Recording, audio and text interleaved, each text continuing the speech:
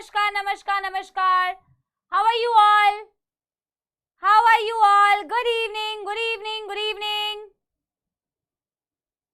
Am I audible? Am I visible everybody? Yes. Am I visible? Is the audio video clear? एक बार मेरे को बता दो. नमस्कार, नमस्ते, नमस्ते, नमस्ते, नमस्ते. Yes everyone. Good evening. Fine, all good, all good. बहुत बढ़िया. सब बढ़िया है. एक बारी थम्स अप दे दो अगर सब बढ़िया है. यस एवरीवन, बहुत शानदार. कल लेक्चर के बाद के कमेंट्स के लिए और हमेशा लेक्चर के बाद के कमेंट्स के लिए आप लोगों का बहुत बहुत धन्यवाद.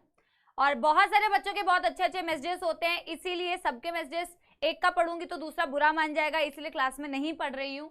ठीक है, बट सबके मैसेजेस पढ़ती हूँ, कमेंट्स लास्ट तक पढ़ती हूँ. ढूंढ के आप लोग आपस में बात करते हैं, उसके बाद भी मैं ढूंढ के पढ़ लेती हूँ. तो इतने सारे कमेंट्स के लिए, जेन्युइन कमेंट्स के लिए थैंक यू. और आप जब भी कोई चीज़ लिखते हैं तो आप ये हमेशा सोचना कि मैम देखती हैं. उस पर रिप्लाई तो नहीं कर पाती हूँ मैं, लेकिन मैं देखती ज़रूर हूँ. डाउट्स भी कुछ आज मैंने आप लोगों के लिए थे और कई सारे बच्चों ने कहा था कि एक नलायकी वाली चीज़ कही थी कि मैम लिम्फॉइड ऑर्गन का आपने ना एक गर्म पानी भिजवा देना बस.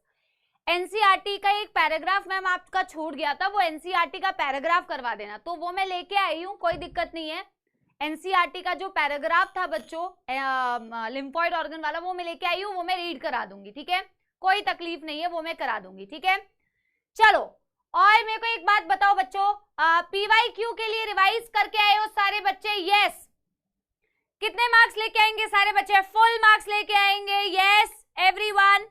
अच्छा, एक चीज और बिफोर कि मैं आज बेटा आज जो ह्यूमन हेल्थ एंड डिजीजेस का एनसीईआरटी रीडिंग बचा है, वो एनसीईआरटी रीडिंग कराऊंगी, पीवाईक्यू कराऊंगी, breathing and exchange of gases का, जैसा कि बेटा हो नहीं पा रहा था बहुत टाइम से, तो जो बचे हुए क्वेश्चंस थे वो सारे क्वेश्चंस कराऊंगी. उसके बाद समय मिलेगा तो हम ये चैप्टर स्टार्ट करेंगे. There is no rat race, हमें भागना नहीं है. फुल मार्क्स लेके आएंगे. मेरे को उम्मीद तो जरूर यही है कि फुल मार्क लेके आओगे, क्योंकि अच्छा ही परफॉर्म करते हो तो अच्छा लेके आओगे. ठीक है, चलो. थोड़ा गला खराब है, थोड़ा मौसम ऐसा हो रहा है तो मेरा गला थोड़ा सा खराब है. ठीक है, तो कोई बात नहीं, गला खराब है पर मैम ठीक है. अच्छा, एक चीज और मैं आप लोगों को बता देती हूँ. यस एवरीबॉडी, मैम पिछले ट्यूसडे से वेट कर रही हूँ पीवाईक्यू का. मैं जानती हूँ, मैंने कमेंट्स देखे थे. कुछ बच्चे कह रहे थे थैंक गॉड आज पीवाईक्यू नहीं हुआ क्योंकि चैट्स नहीं चल रहे थे, और कुछ बच्चे कह रहे थे मैम मैं ट्यूसडे से वेट कर रही थी कि पीवाईक्यू होगा. चलो कोई दिक्कत नहीं है बेटा, बेटर लेट देन नेवर. ठीक है, थोड़ी अंग्रेजी मेरे को भी आती है. अच्छा, व्हाट इज द रीजन बच्चों की हम ये बायोटेक्नोलॉजी चैप्टर स्टार्ट कर रहे हैं? हो सकता है कुछ बच्चों को थोड़े डाउट्स हो, तो मैं एक बार ये बता देती हूँ कि ये रीजन कि हम बायोटेक क्यों स्टार्ट कर रहे हैं. दूसरे चैट्स लगाने पड़ेंगे, ये फिर से स्लो है. यस, तो बेटा why we are starting with biotechnology and not evolution, क्योंकि आप लोगों का सवाल रहता है. हालांकि मैं सोचती हूँ कि शायद आप मेरी बात समझोगे और ये समझ पाओगे कि आपके भले के लिए ही कर रही हूँ जो कर रही हूँ. ठीक है, या मैं नहीं कर रही हूँ, सिर्फ हमारी टीम जो भी करती है आपका कंसर्न सोच के ही करती है. ठीक है, तो why we are starting with biotechnology. Biotechnology का वेटेज बहुत ज्यादा है कमिंग रिसेंट ईयर के पेपर में, अगर आप देखोगे स्पेशली 2020 के बाद से. और बेटा ऑफ कोर्स आप लोगों के जो पेपर है वो रिसेंट ईयर के पैटर्न को ही ऑफ कोर्स फॉलो करता है. तो biotechnology is a very important unit. इस यूनिट में 2 चैप्टर्स हैं, एक प्रिंसिपल और एक एप्लीकेशन. और इस पूरे बायोटेक के यूनिट से बेटा अगर आप नंबर ऑफ, और बेटा पता है अच्छी बात क्या है? अच्छी बात ये है, वैसे तो मैं हमेशा आप लोगों को कहती हूँ, पीवाईक्यू कराती भी हूँ ये बताने के लिए कि बाहर का नहीं आता है, पर ये बाहर का वैसे ओवरऑल भी चैप्टर से नहीं आता है, पर इसमें तो आता ही नहीं है.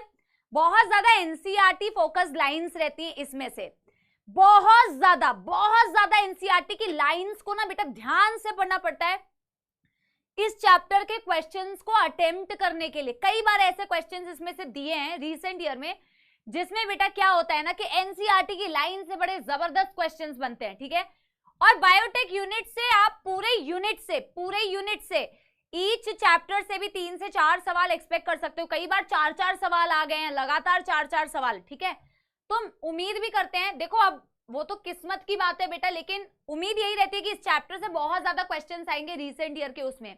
ठीक है, and that is the reason कि मैं नहीं चाहती कि बच्चों, हम यूजुअली हर साल यही फॉलो करते हैं, हम हर साल यही फॉलो करते हैं, इसलिए आपको बताना जरूरी है, क्योंकि आपको पता नहीं है, इसलिए मैं आपको बता रही हूँ कि ये चैप्टर क्योंकि बहुत इंपॉर्टेंट है। लास्ट तक बेटा सेशन के आते आते थोड़ी सी मौत तुम्हें भी आती है और तुम लास्ट में ढीले पड़ जाते हो, तो मैं चाहती हूँ कि कोई ऐसा चैप्टर जो बहुत ज्यादा वेटेज रखता है वो अब पहले पढ़ाया जाए। सारे चैप्टर्स पढ़ाए जाएंगे, ऐसा तो नहीं है बेटा कभी मैंने कोई चीज स्किप की हो। मैंने डे 1 से तुम्हें बेटा एनसीईआरटी भी क्लास में पढ़ाई है, कोई एनसीईआरटी की लाइन गलती से छूटी हो तो मुझे नहीं पता है, पर कोशिश यही की है कि एनसीईआरटी भी साथ के साथ पढ़ाऊं, तो कोई चीज छोड़ते तो नहीं है ना बेटा। आप ही के एडवांटेज के लिए बेटा कि आप सही समय पे सही चैप्टर, सारे चैप्टर्स पढ़ाएंगे, एवोल्यूशन भी पढ़ेंगे, एवोल्यूशन भी बाद में पढ़ेंगे, ठीक है। तो बायोटेक पहले इसलिए पढ़ रहे हैं क्योंकि इसका वेटेज बहुत जबरदस्त है। It's a very very my favourite also from the entire zoology part. मुझे लगता है 12th का मुझे ये बहुत पसंदीदा टॉपिक भी है, बहुत हाई वेटेज का है, बहुत कॉन्सेप्चुअल है, बहुत एक्सट्रीमली कॉन्सेप्चुअल है, ठीक है, बहुत ज्यादा कंसेप्ट्स वाला है। So that is why we will take biotech chapter first and then beta we are going to start with the evolution. क्या मेरी बात सभी लोगों को समझ में आ गई? Yes. अगर मेरी बात बेटा सभी लोगों को समझ में आ गई तो दे दो एक थम्स अप, ठीक है, एक थम्स अप दे दो कि हम ये क्यों कर रहे हैं। बट बेटा इस चीज की तुम चिंता मत करो कि एवोल्यूशन क्यों नहीं करा रहे, बेटा एवोल्यूशन कराएंगे, ठीक है, एवोल्यूशन लास्ट में करा लेंगे, उससे भी बेटा 1 से 2 सवाल बन जाता है, ठीक है। हम सारी चैप्टर्स पढ़ेंगे, हम उसी एनर्जी से पढ़ेंगे, हम उसी डेडिकेशन से पढ़ेंगे। I am there for you all. आपको कोई भी प्रॉब्लम होती है तो मैं हूं बेटा, और मैं आपकी प्रॉब्लम का सोल्यूशन देने की कोशिश करूंगी, उसके लिए आप चिंतित मत होना, ठीक है। आपको कोई भी तरीके की प्रॉब्लम है, we are there for you, but जो आपके लिए अच्छा है उसके अकॉर्डिंग बेटा। ह्यूमन हेल्थ एंड डिजीजेस से पहले दिया हुआ है आई थिंक एवोल्यूशन, वो तो मुझे बाद में किसी बच्चे का मैसेज से पता चला है, ठीक है। But anyway this is the sequence that we are going to follow. ये बात में तो किसी को कोई दुखदायक समस्या नहीं है ना। एंड आई प्रॉमिस यू बच्चों कि हम इस चैप्टर को इस तरीके से पढ़ेंगे कि आपके कोई भी क्वेश्चंस बेटा, कोई भी क्वेश्चन ना छूटे। अगर इसमें से इतने क्वेश्चंस आते हैं इस पूरे यूनिट में से, मतलब कि 2 चैप्टर से इसमें इस यूनिट में से अगर इतने सवाल आते हैं तो आप मेक श्योर करें कि आपके जो 32 मार्क्स अगर हैं आप पूरे 32 मार्क्स लेके जाओ। इतना बढ़िया आप ये कॉन्सेप्ट पढ़ो। आपको पता है बायोटेक में तो वैसे एक अलग से कोर्स भी होता है, ठीक है, तो फ्यूचर में आपको मतलब उसमें भी, बट आपका फ्यूचर तो अभी फिलहाल डॉक्टर वाला है तो डेविएट नहीं होने का है। आज पहले हम बेटा क्या करेंगे, आज सबसे पहले हम करेंगे NCERT part of the last chapter. ये लास्ट की स्पेलिंग थोड़ी उल्टी हो गई है, ठीक है। पीवाईक्यूज करेंगे, introduction of a new chapter. Yes everybody, yes everybody. एक मैंने आप लोगों को होमवर्क दिया था, मुझे नहीं पता आप लोग करके आए हैं कि नहीं। मैं उस होमवर्क में आप लोगों को थोड़ा सा बता देती हूँ, उस होमवर्क को कैसे करना था अटेम्प्ट कुछ बेटा, क्योंकि मेरा कॉपी बोल रही हूँ, मेरा बोर्ड तो बेटा उतना बड़ा नहीं है ना, जितना आप लोग के पास एक चार्ट हो सकता है, एक शीट हो सकती है, तो मेरा बोर्ड उतना बड़ा नहीं है। मेरा बोर्ड तो इतना सही है, पर मैं आप लोगों को बस बता रही हूँ कि आप लोगों को वो टेबल कैसे बनानी थी ड्रग्स वाली। तो ड्रग्स वाली टेबल कुछ इस तरीके से बनाओगे, जैसे ट्रैंक्विलाइजर हो गया, ओपिएट हो गया, स्टिमुलेंट में 3 आपने पढ़े, कोकीन, एम्फेटामिन्स, टोबैको। हैलुसिनोजेंस में आपने पढ़े जैसे कैनाबिनॉइड्स, और बाकी तो कुछ हैलुसिनोजेनिक प्लांट्स आपने पढ़े थे, और एलएसडी के बारे में आपने पढ़ा था, राइट। अब आप क्या करेंगे ना बेटा, पूरी कहानी नहीं लिखनी है इसमें, पूरी कहानी नहीं लिखनी है आपको छोटे छोटे पॉइंट्स लिखने हैं। अगर आपने नहीं किया है तो प्लीज आप इसको करना, ठीक है। अभी तो मेरा इंस्टाग्राम थोड़ा डाउन है, वरना मैं थोड़ा भेजते थे तो देख लेती थी, ठीक है। बट कोई बात नहीं यार, तुम डाउट्स में भी मैंने देखा है कि तुम हमारे डाउट सेक्शन में भी ना कई बच्चे नोट्स लगा देते। सबको लगाना नहीं है बेटा, प्लीज मत लगाना, मैं ही तुम्हें बताती हूँ, फिर तुम उसमें लगाने लगते हो। मैंने देखा है कि तुम एक दूसरे के साथ में नोट्स कभी कभी शेयर करते हो। तो जैसे आपने पॉइंट्स लिखना बेटा, ट्रैंक्विलाइजर में ना ऐसे छोटा छोटा करके कि ट्रैंक्विलाइजर डिप्रेसेंट होता है, ये करता है। आपको बड़े बड़े सेंटेंस नहीं लिखने हैं, जैसे शॉर्ट नोट्स बनते हैं ना बेटा, उस फॉर्म में आपको ये चीज करना है। अगर आपसे नहीं हो पाएगा तब मैं आपकी हेल्प करूंगी, पर प्लीज बेटा, कई बच्चे कहते हैं, मुझे बुरा लगता है बोलने में, पर कहते हैं कि मैम आप ही बना के दे दो। मैं तो बेटा बना के दे ही दूंगी, बट आप अगर खुद से बनाओगे तो वो आपके लिए ज्यादा फायदेमंद है। बट अगर आपसे नहीं बनेगा तो मैं अगले वीक ये आपको प्रोवाइड करवाऊंगी। बट इस वीक बेटा आप ये होमवर्क में ट्राई करना इसे बनाने के लिए, आई एम श्योर आप ये बना पाओगे। बहुत लंबे लंबे सेंटेंसेस नहीं लिखने हैं, बस पॉइंट में लिखना है, छोटे छोटे डॉट्स के फॉर्म में, हाईलाइट जैसे करते हैं बच्चों, बिल्कुल उसी तरीके से करना है, ठीक है। Yes, everybody, कर पाएंगे everyone. If you guys will not be able to do, then I will provide you this next week. But I will give you 1 week का time. I'm sure कर पाओगे. चार्ट को बिल्कुल अपने सामने लगाएंगे, इसको रिवाइज करेंगे, बार बार उठेंगे, देखेंगे ना तो बेटा रिवाइज हो जाएगा. ठीक है, चलो बहुत बढ़िया. तो ये हो जाएगा आप लोगों का. पिछली क्लास में बेटा हमने क्या पढ़ा था? हमने कुछ कैटेगरी ऑफ ड्रग्स के बारे में पढ़ा था जिसकी एनसीईआरटी की रीडिंग छूटी हुई है. तो पहले उसके एनसीईआरटी की रीडिंग करते हैं, जो चीज हमारा पिछली क्लास में पढ़ाया गया था. तो हमने बेटा पिछली क्लास में किसके बारे में पढ़ा? हमने कोकेन के बारे में पढ़ा, विच वाज स्टिमुलेंट. हमने एम्फेटामिन्स के बारे में पढ़ा, हमने टोबैको के बारे में पढ़ा था, और हमने हैलुसिनोजेंस में कैनाबिनॉइड्स के बारे में पढ़ा था. ठीक है, तो एक बारी मैं क्विक रिवीजन करती हूँ, फिर एनसीईआरटी की रीडिंग लेके आते हैं बच्चा पार्टी. यस, हमने जब बेटा कोकेन के बारे में पढ़ा था, विच वाज अ स्टिमुलेंट, जिसका नाम ही स्टिमुलेंट है. एक बच्ची ने डाउट में पूछा भी था, मैम स्टिमुलेंट क्यों बोलते हैं? स्टिमुलेट करता है यार एक्टिविटी को, अलर्टनेस बढ़ाता है, एक्टिविटी बढ़ाता है, टॉकेटिवनेस बढ़ाता है, खुशी की फीलिंग लाता है, यूफोरिया क्रिएट करता है. बेटा यूफोरिया क्यों क्रिएट कर रहा था? यूफोरिया क्यों क्रिएट कर रहा था? नहीं, ये न्यू चैप्टर नहीं है बेटा. यार लक्ष्य बैच में पढ़ते हो कि कौन से बैच में पढ़ते हो? यूफोरिया क्यों क्रिएट करता था? बिकॉज ये वो बेटा ड्रग था जो आपके न्यूरोट्रांसमीटर डोपामीन के ट्रांसपोर्ट को इंपैक्ट करता है. भाई ये इंश्योर करता है कि डोपामीन ज्यादा टाइम के लिए अवेलेबल रह पाए. उसको वापस से अपनी जगह पे भेजने का एक प्रोटीन होती है, ट्रांसपोर्ट प्रोटीन, उसको ब्लॉक कर देता है. ये कहानी आपके एनसीईआरटी में नहीं थी, बट आपके एनसीईआरटी में सिर्फ इतना था. यस, मुझे कमेंट्स में आंसर चाहिए जब तक मैं रिवाइज कर रही हूं. इसी एनर्जी के साथ में मेरा गला बहुत दर्द कर रहा है, बट मैं फिर भी मैं चाहती हूं आप लोग भी बिल्कुल एनर्जाइज एक्टिव रहे. डोपामीन के ट्रांसपोर्ट को इंपैक्ट करता है. हैप्पी हार्मोन यूफोरिया की फीलिंग आती है. एक्सेसिव डोज होने पर हैलुसिनेशंस होने लगते हैं. ठीक है, दैट वाज कोकेन. देन बेटा हमने एम्फेटामिन्स के बारे में पढ़ा कि वो सिंथेटिक होते हैं, मतलब बनाए जाते हैं, ऐसे ड्रग्स होते हैं, वो नींद भगा देते हैं, इसीलिए उसको मिसयूज भी करता है स्पोर्ट्स पर्सन. तो स्लीपलेसनेस कॉज करते हैं, increase alertness, increase activity cause करता है एम्फेटामिन्स. फिर हमने पढ़ा टोबैको, 400 साल से यूज हुआ जाने वाला, स्मोक किया जाता है, च्यू किया जाता है, स्नफ किया जाता है. टोबैको में होता है nicotine. Tobacco smoking is the main cause of lung cancer. Tobacco causes various other types of problem like emphysema. एक बच्ची ने मुझे एम्फाइसीमा का डाउट पूछा था. बेटा emphysema breathing and exchange of gases disorder वाले पार्ट में जाके पढ़ोगे तो मिल जाएगा.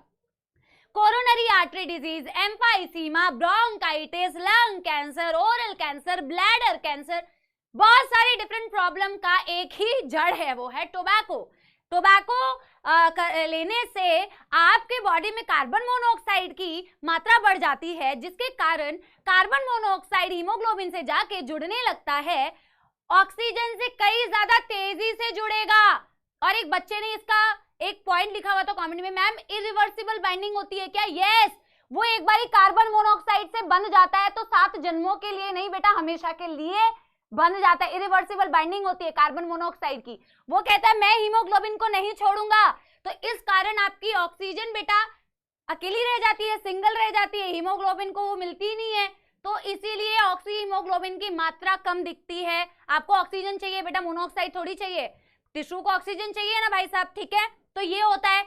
एड्रिनलिन, नॉर एड्रिनलिन यानी कि एपिनेफ्रिन, नॉर एपिनेफ्रिन की कॉन्सेंट्रेशन भी ये बढ़ाता है, जिसके कारण दिल की धड़कनें तेज होती है. दिल की heart beat and cardiac output are related.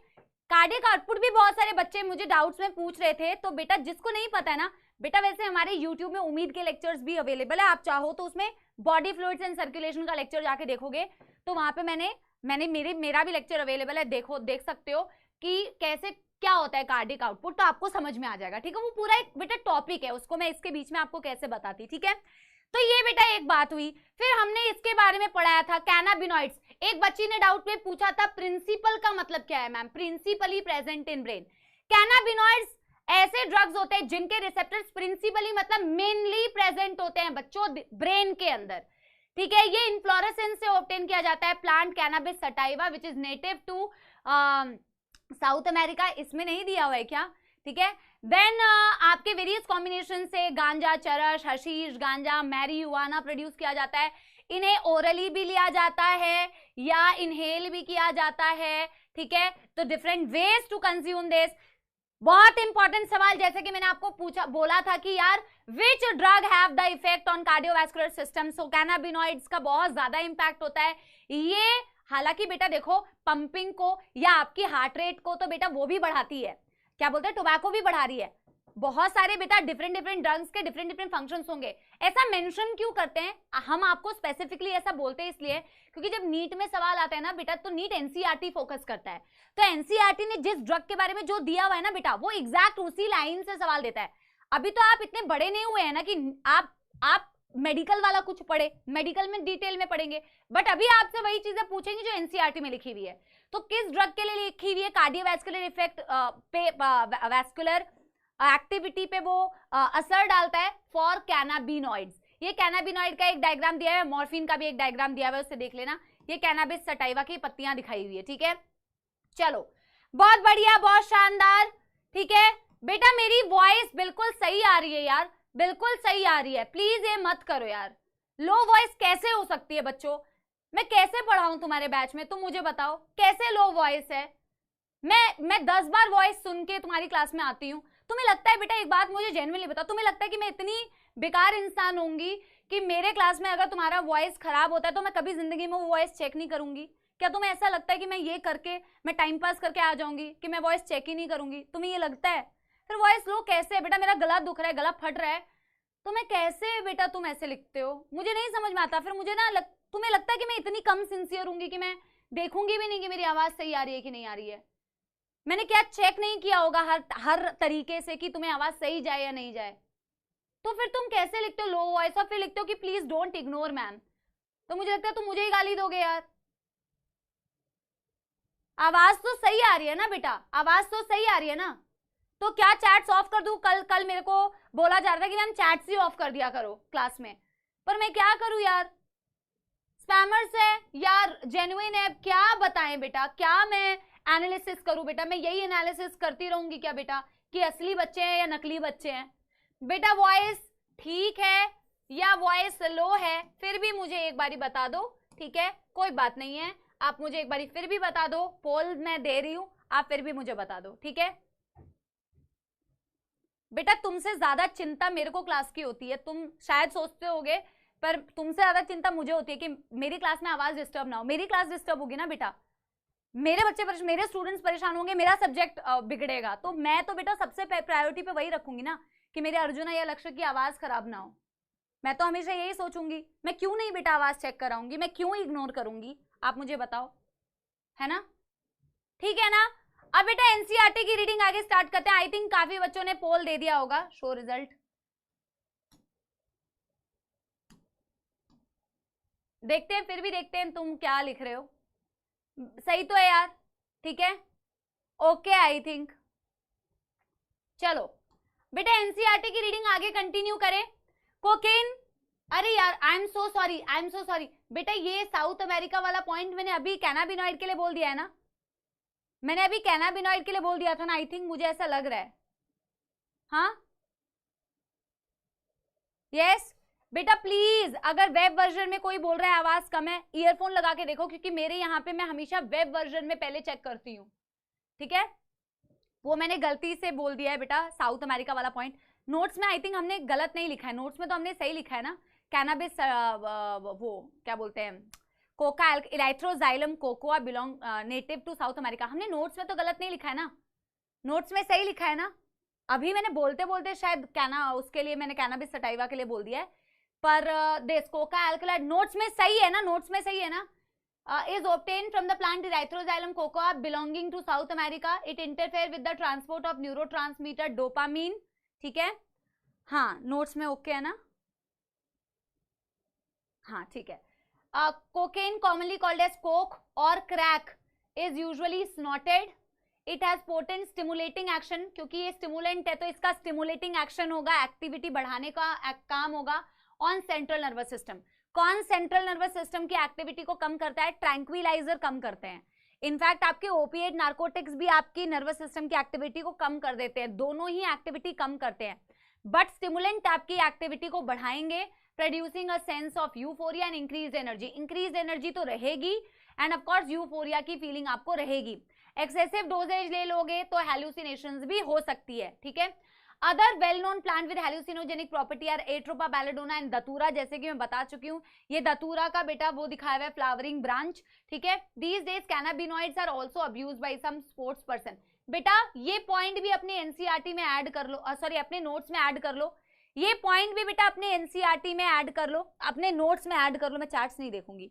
ये पॉइंट बेटा अपने नोट्स में ऐड कर लो कि कैनाबिनॉइड्स को भी बेटा मिसयूज किया जाता है स्पोर्ट्स पर्सन के द्वारा, ठीक है। अच्छा, ड्रग्स लाइक बार्बिचुरेट्स जो कि हमने ट्रैंक्विलाइजर में पढ़ा, एम्फेटामिन जो कि हमने स्टिमुलेंट्स में पढ़ा, बेंजोडायाजेपिन्स जो कि हमने ट्रैंक्विलाइजर में पढ़ा है, and other similar drugs that are normally used as medicine help patient cope up with mental illness like depression, insomnia are also abused. देखो अब्यूज्ड इन जनरल तो लोग करते हैं, अब्यूज्ड इन जनरल तो लोग करते हैं, लोग तो हर ड्रग को, हर चीज को अब्यूज कर सकते हैं बेटा, किसी भी चीज को अब्यूज करना इज वेरी वेरी इजी। तो ये ड्रग्स को तो अब्यूज बहुत कॉमनली किया जा सकता है, अल्कोहल को बहुत कॉमनली अब्यूज किया जा सकता है, ठीक है। Morphine is a very effective sedative and pain killer. Sedative यानी वही बेटा दर्द को कम करने वाला पेन किलर की तरह काम करता है। Is useful for patients who have undergone surgery. दर्द को कम करने के लिए तो ऑफ कोर्स बेटा मैं जहां जहां बोलती हूँ ना, आपके पास अगर हाइलाइटर है तो आप हाईलाइट कर लो, क्योंकि जैसे ये लाइन है ना बेटा, ये लाइन से भी सवाल आता है, ठीक है, कि जिन पेशेंट्स में सर्जरी हुई है उनको कौन सा ड्रग यूज देंगे तो उनके लिए क्लिनिकली अच्छा रहेगा। तो ऑफ कोर्स मॉर्फिन क्योंकि एक पेन किलर की तरह काम करता है, तो सीडेटिव की तरह काम करता है, तो ऑफ कोर्स उसी को हम बेटा सर्जरी वाले लोगों में दे सकते हैं, दर्द को कम करने के काम में आएगा। Several plants, fruits and seeds have hallucinogenic properties, have been used for hundreds of years in folk medicine, religious ceremonies, ritual all over the globe, ठीक है। When these, यार आगे का पैराग्राफ मिसिंग है। When these, अच्छा ये पहले था, कोका एल्केलॉइड पहले था, नहीं कोका एल्केलॉइड पहले नहीं था बेटा, इसके बाद के कुछ लाइन तो मिसिंग है मुझे लग रहा है, ठीक है, ठीक है। नहीं पूरा चैप्टर हाईलाइट मत करो, ठीक है, कोई बात नहीं, इसके एक दो लाइंस बेटा मिसिंग है तो कोई नहीं, आई डोंट थिंक कि इतनी कोई डिफिकल्ट लाइंस होंगी, कभी कुछ बेटा इतने स्क्रीनशॉट्स थे कि कभी कभी ऐसा हो सकता है, ठीक है। आगे ये देखो बेटा स्मोकिंग के बारे में, कोई मुझे एक बार बताएगा ये स्मोकिंग वाला बेटा कौन से पेज में दे रखा है, कोई एक बार मेरे को बताएगा बेटा स्मोकिंग के बारे में कौन से पेज नंबर में दे रखा है, एक बार बता दो, 2-3 लाइन ही है ना बस, एक बार मेरे को बता दो बेटा ये स्मोकिंग वाला कौन से पेज पे दिया हुआ है। इजी है ना वो लाइंस, ठीक है, मैनेज कर लिया करो बेटा, ठीक है, एक दो चीजें तो मैनेज कर सकते हो ना, 2 लाइन। स्मोकिंग वाला 160 पेज नंबर पे दिया हुआ है और कुछ बच्चों के लिए 144 पे दिया हुआ है। बेटा मैं आपसे एक रिक्वेस्ट करूं, मैं एनसीईआरटी की रीडिंग कराती हूँ ना, तो मुझे पता हो सकता है कि आप लोग सिंसियरली पढ़ते होंगे, हो सकता है, पर कभी कभी मुझे ऐसा लगता है कि कई बच्चे टाइम पास कर रहे हैं इसमें, तो टाइम पास मत करना बेटा कि आपको लिखना नहीं है कुछ तो टाइम पास करो, नहीं बेटा, ये क्लास में टाइम दिया इसलिए जा रहा है ताकि आपके लिए यूजफुल हो, तो इसको बिल्कुल टाइम पास की तरह मत लो, ये इक्वली इंपॉर्टेंट है जो हम नॉर्मली पढ़ाई कर रहे हैं, बिल्कुल उससे ज्यादा इंपॉर्टेंट है, हम एनसीईआरटी रीड कर रहे हैं, तो बिल्कुल बढ़िया से पढ़ो, ठीक है। Smoking paves the way to hard drugs, ठीक है। Tobacco has been used, hard drugs मतलब बेटा ये जितने भी ड्रग्स ऊपर हमने पढ़े दीज ऑल आर बेटा हार्ड ड्रग्स, ठीक है। Tobacco has been used for more than 400 years, it is smoked, it is chewed, it is used as a snuff। कुछ अंग्रेजी के वर्ड्स पे इतना ध्यान मत देना, कॉन्सेप्ट पे ध्यान दो, ठीक है। Tobacco has been used for 400 साल से ऊपर, स्मोक किया जाता है, च्यू किया जाता है, स्नफ किया जाता है। Large number of chemical substances including nicotine, nicotine का नेचर क्या है, इट इज एन एल्केलॉइड, ठीक है। निकोटीन क्या करता है, स्टिमुलेट करता है एड्रिनल ग्लैंड को ताकि वो एड्रेनलिन और एड्रेनलिन रिलीज करे आपके ब्लड स्ट्रीम में, और both of which raises the blood pressure, increase the heart rate, increase the cardiac output. इनका काम ही है, इमरजेंसी हॉर्मोन्स है, ठीक है। Smoking is associated with increased incidence of cancer of lung, urinary bladder cancer, throat cancer, bronchitis, emphysema, coronary heart disease, ये वही है बेटा कोरोनरी हार्ट डिजीज या coronary artery disease, gastric ulcers, उसकी मेम्ब्रेन बेटा डैमेज हो जाना, वही है, ठीक है। Tobacco chewing is also associated with increased cancer, increased risk of oral cavity। जो च्यू कर रहा है बेटा उसका माउथ कैंसर, ओरल कैंसर होने के चांसेस ज्यादा है। जो स्मोक कर रहा है बेटा, उसके किस चीज के चांसेस ज्यादा है? लंग कैंसर के। Smoking mainly associated with lung cancer, chewing mainly associated with the oral cancer, ठीक है। Smoking increases carbon monoxide content in the blood and reduces the concentration of heme bound oxygen, मतलब oxy haemoglobin. यहाँ पे haem bound oxygen का मतलब है oxy haemoglobin की concentration को कम कर देता है। This causes oxygen deficiency in the body. Of course इसकी वजह से ऑक्सीजन की डेफिशिएंसी आपको बॉडी में दिखेगी। ये बहुत ज्ञान की बात कही है बेटा, ऐसा कुछ बहुत इंपॉर्टेंट चीज नहीं कही है, ज्ञान की बात कही है, ठीक है। When one buys packet of cigarette, one cannot miss the statutory warning that is present in the packing, which warns against smoking and says how it is injurious to health. Yet smoking is very prevalent in the society among the youth and the old. मतलब ये बोला कि जब कोई भी बेटा cigarette खरीदता है, ये इंग्लिश को हिंदी में बता रही हूँ, ठीक है। कई इंग्लिश के वर्ड्स हो सकता है, अंग्रेजी बेटा इंग्लिश टिपिकल डिक्शनरी से भी ढूंढ लेना, कोई ऐसा बात नहीं है, ठीक है। मेरी जबरदस्त इंग्लिश नहीं, साइंस समझा सकती हूँ, ठीक है। तो एक बंदा जब कोई भी इंसान सिगरेट का डब्बा खरीदता है, उसमें सारे वार्निंग्स लिखे रहते हैं, फिर भी वो इंसान चाहे ओल्ड हो या यंग हो, उसे पता है कि वो कितना इंजूरियस है, फिर भी वो स्मोक करता है। ये तो बेटा सृष्टि का नियम है। आपसे बोला जाता है कि बेटा पढ़ ले, लिख ले, स्विमिंग मत कर, तो तेरा जीवन अच्छा हो जाएगा, और अगर तू ऐसा करता रहेगा तो तेरी जिंदगी खराब होगी। बेटा पढ़ाई नहीं करोगे तो कुछ नहीं मिलेगा। बेटा जब आप सक्सेसफुल होगे, जब आप कुछ करोगे ना, सब आपकी बात मानेंगे, आप हमेशा घर पे हर जगह सबसे ऊपर रहोगे। तो फिर भी लोग नहीं समझते हैं, फिर भी लोग नहीं सुनते हैं, जबकि उन्हें पता होता है जो वो कर रहे हैं वो गलत है। तो ये तो इंसान की एक नेचर है। और जो आपको मना किया जाए ना, ज्यादा बेटा ज्यादा क्यूरियोसिटी होती है कि वही करे वही करे वही करे, पता है कि उससे कितना बड़े गड्ढे में जाओगे, ठीक है, ठीक है। यस, आगे, knowing the dangers of smoking and chewing tobacco, it is addictive to nature. The youth and the old need to avoid these habits. Any addict require counseling and medical help to get rid of the habit. Of course बेटा कल हमने पढ़ा था ना कि किसी भी पहली बात तो इसको एडिक्शन में बहुत एडिक्टिव है, तो इसको अपने नेचर अपने हैबिट में लाओ ही मत। अगर किसी के हैबिट में इतना आ चुका है कि वो एडिक्टेड हो चुका है, तो उसको काउंसलिंग की जरूरत है, मेडिकल हेल्प की जरूरत है to get rid of habit. Nothing is impossible बेटा, if tried nothing is impossible, ठीक है, ठीक है। Yes everybody, yes everybody, yes everybody, ठीक है ना। चलो आगे बढ़े, आगे बढ़े। ये तो बेटा लिम्फोइड ऑर्गन्स वाला है बेटा। क्या ये वाला पेज उसके आगे दिया हुआ है? क्या ये पेज बेटा उसके आगे दिया हुआ है? मेरे को एक बार ये बता दो, ये वाला पैराग्राफ, क्या ये वाला पैराग्राफ उसके आगे दिया हुआ है? ये नहीं, ये नहीं, ये नहीं, ये नहीं, ये नहीं, ये वाला पैराग्राफ उसके आगे दिया हुआ है, ठीक है। क्योंकि बेटा मेरे पास बहुत बहुत सारा थ्योरी था ना, तो मेरे को स्क्रीनशॉट तो मैंने रख लिए, पर हो सकता है थोड़ा ऊपर नीचे हो जाए स्लाइड्स लगाते वक्त ना। चलो, those who take drug intravenously, जो ड्रग्स को इंट्रावीनसली लेते हैं into the vein using a needle and a syringe, ये नहीं है, ये वाला नहीं है उसके आगे।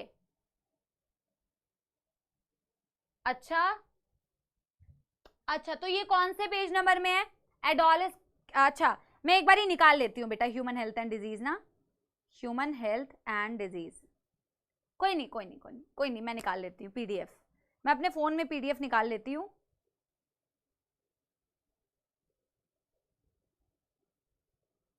एडोलेसेंस वाला है, ये है ना। एडोलेसेंस के बाद क्या है?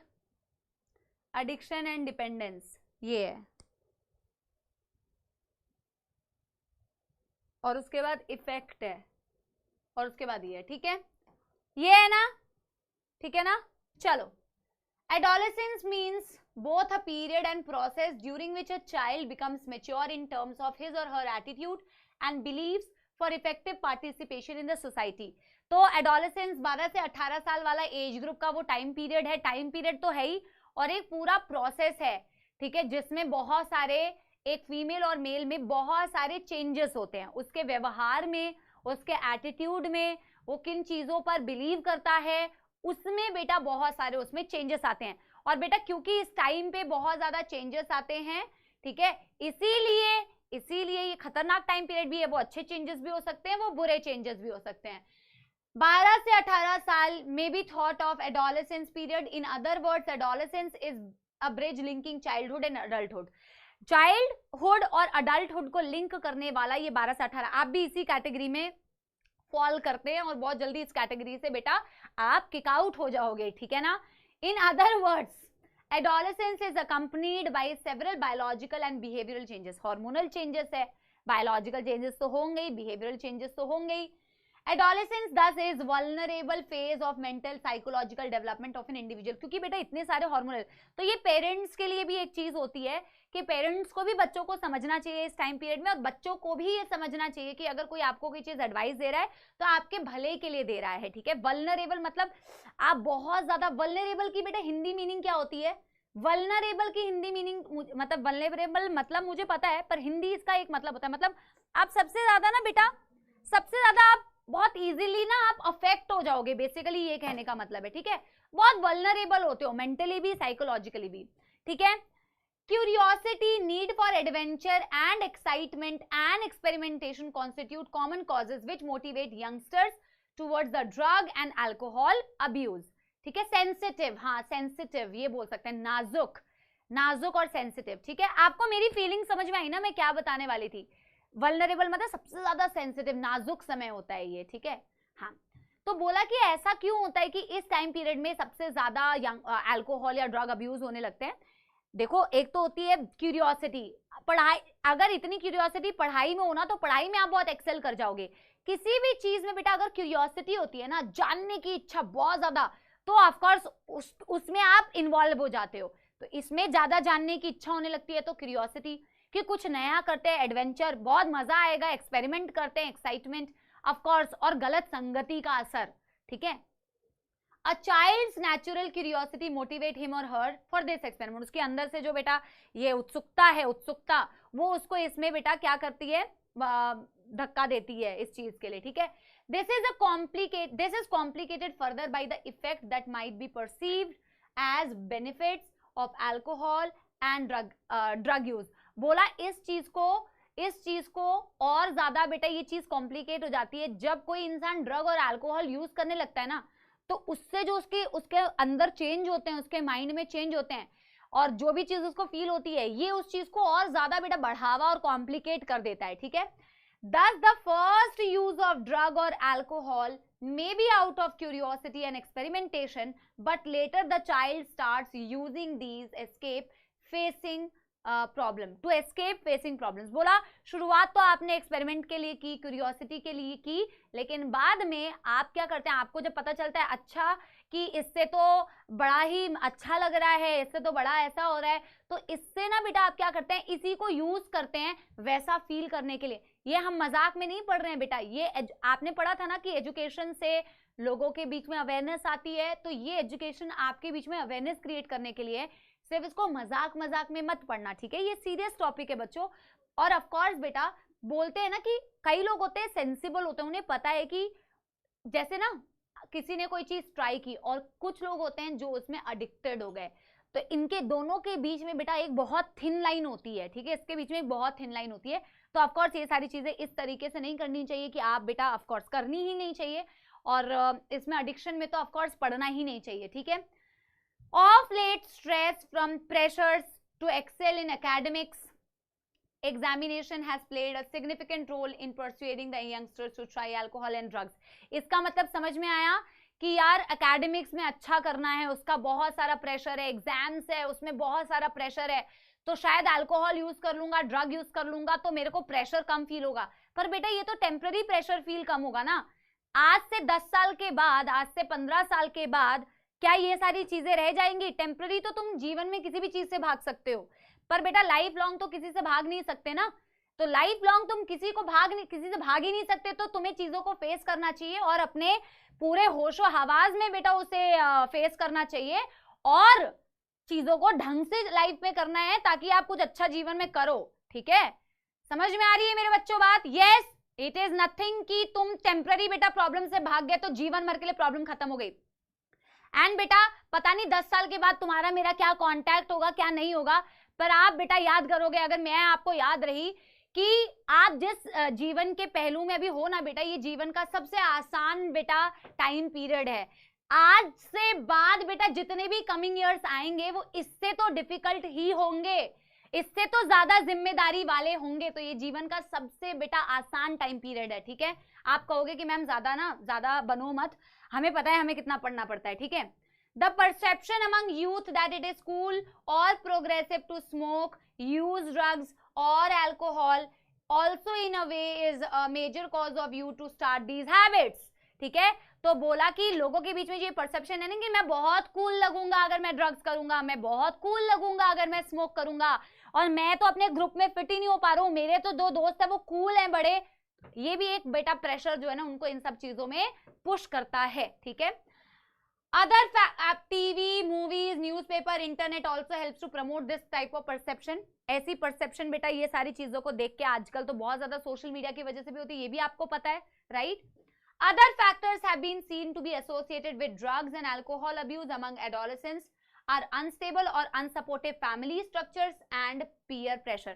Of course बेटा जितनी फैमिली सपोर्टिव होगी, अगर आप अपने पेरेंट्स से खुल के बात कर सकते हैं, अगर आप अपने दोस्तों से, अपने टीचर्स से भी खुल के बात कर सकते हैं, एक सपोर्टिव आपका एनवायरनमेंट होना, तो आप शायद दिशा कम भटकेंगे। बोलते हैं ना बच्चों, बेटा बोरिंग तो नहीं लग रहा है, बेटा आप लोगों को बोरिंग तो नहीं लग रहा है? यस एवरीबॉडी, एक बारी मेरे को बता दो, क्योंकि बहुत सारी थ्योरी है ना, मैंने आपको बताया था ना ये जनरल नॉलेज है, जो नॉर्मल ज्ञान होता है ना। बोरिंग तो नहीं लग रहा है किसी को?